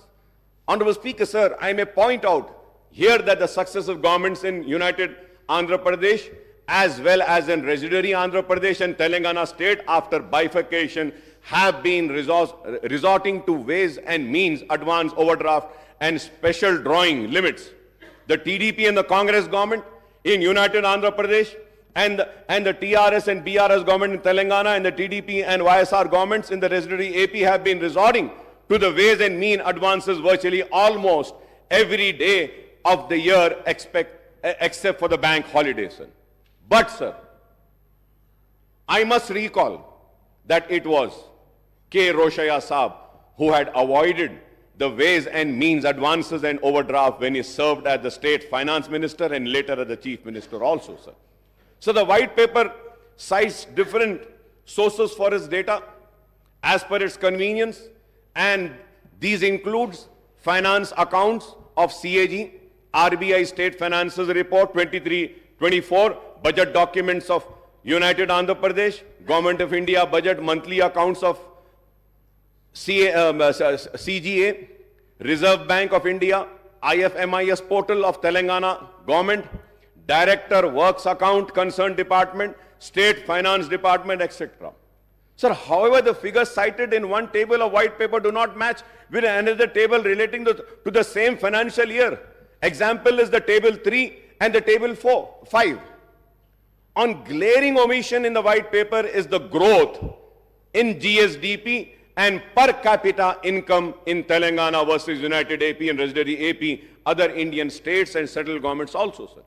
Honorable Speaker, sir, to put the record straight, I would like to give due credit to the previous government for progress achieved by Telangana state, sir. So despite all constraints and discrimination meted out by the central government, Telangana state had recorded impressive progress in all the sectors, including developmental activities and welfare programs in the last 10 years. Incidentally, the previous State Assembly debated on these issues many a times in all these years. The State Assembly has held a short discussion in the central government dual policy and implementation of FRBM Act and its impact on state progress and the failure of central government in implementing the Assurance under AP Reorganization Act in Telangana state on the 13th September 2022 and the short discussion on Central Electricity Bill and its and also held on 12 September 22, sir. Sir, at the same time, I would also like to bring to the kind notice of this House, as per the CAG report, sir, the budget allocated and actual revenues, sir. Sir, the actual revenues and expenditure, if we have to see, sir, for the year 2014 and 15, sir, the budget estimate was 97,563.61. The actual receipts were 63,323 and expenditure of 94,890.50. Budget estimate this was, but the actual expenditure was 61,814. Let me also say that, sir, in the expenditure, the borrowings for that year was 13,467.46. You haven't spent what was mentioned in your budget estimate. For the year 15, 16 and 16 and 17, sir, your actual expenditure was 1,14,397. But let me remind and bring to this kind notice of this House is that in that 16,000 and 23,000 were loans. And again, if we have to see it for the year 2017 and 18, the expenditure, the actual expenditure is 1,09,000. In that 1,09,000, 26,876.18 was the loan and the borrowing which you have borrowed. For the year 18 and 19, the actual expenditure, 18 and 19, the actual expenditure was 1,16,804. But let me remind and say that 23,470 was the borrowing in this expenditure, sir, in the actual expenditure. For for the year 19 and 20, again, the actual expenditure was 1,23,809.09. But in this expenditure, the actual expenditure, the loan and the borrowing was 24,081.87. For the year 2021, again, the actual expenditure was 135,731. The borrowings were 33,191. Sir, again, if we have to see, sir, again, sorry, sir, it is not 33. The borrowings was 45,638. Sir, if we have to see again for the year 21 and 22, the real actual expenditure is 1,66,747. But the borrowings was 47,690. And if we have to see for the year 22-23, the actual expenditure was 1,70,849.27. The borrowings were 32,119.05. So the actual borrowings from the year financial year 2014 and 15, as per the CAG report, says 2,77,987, sir.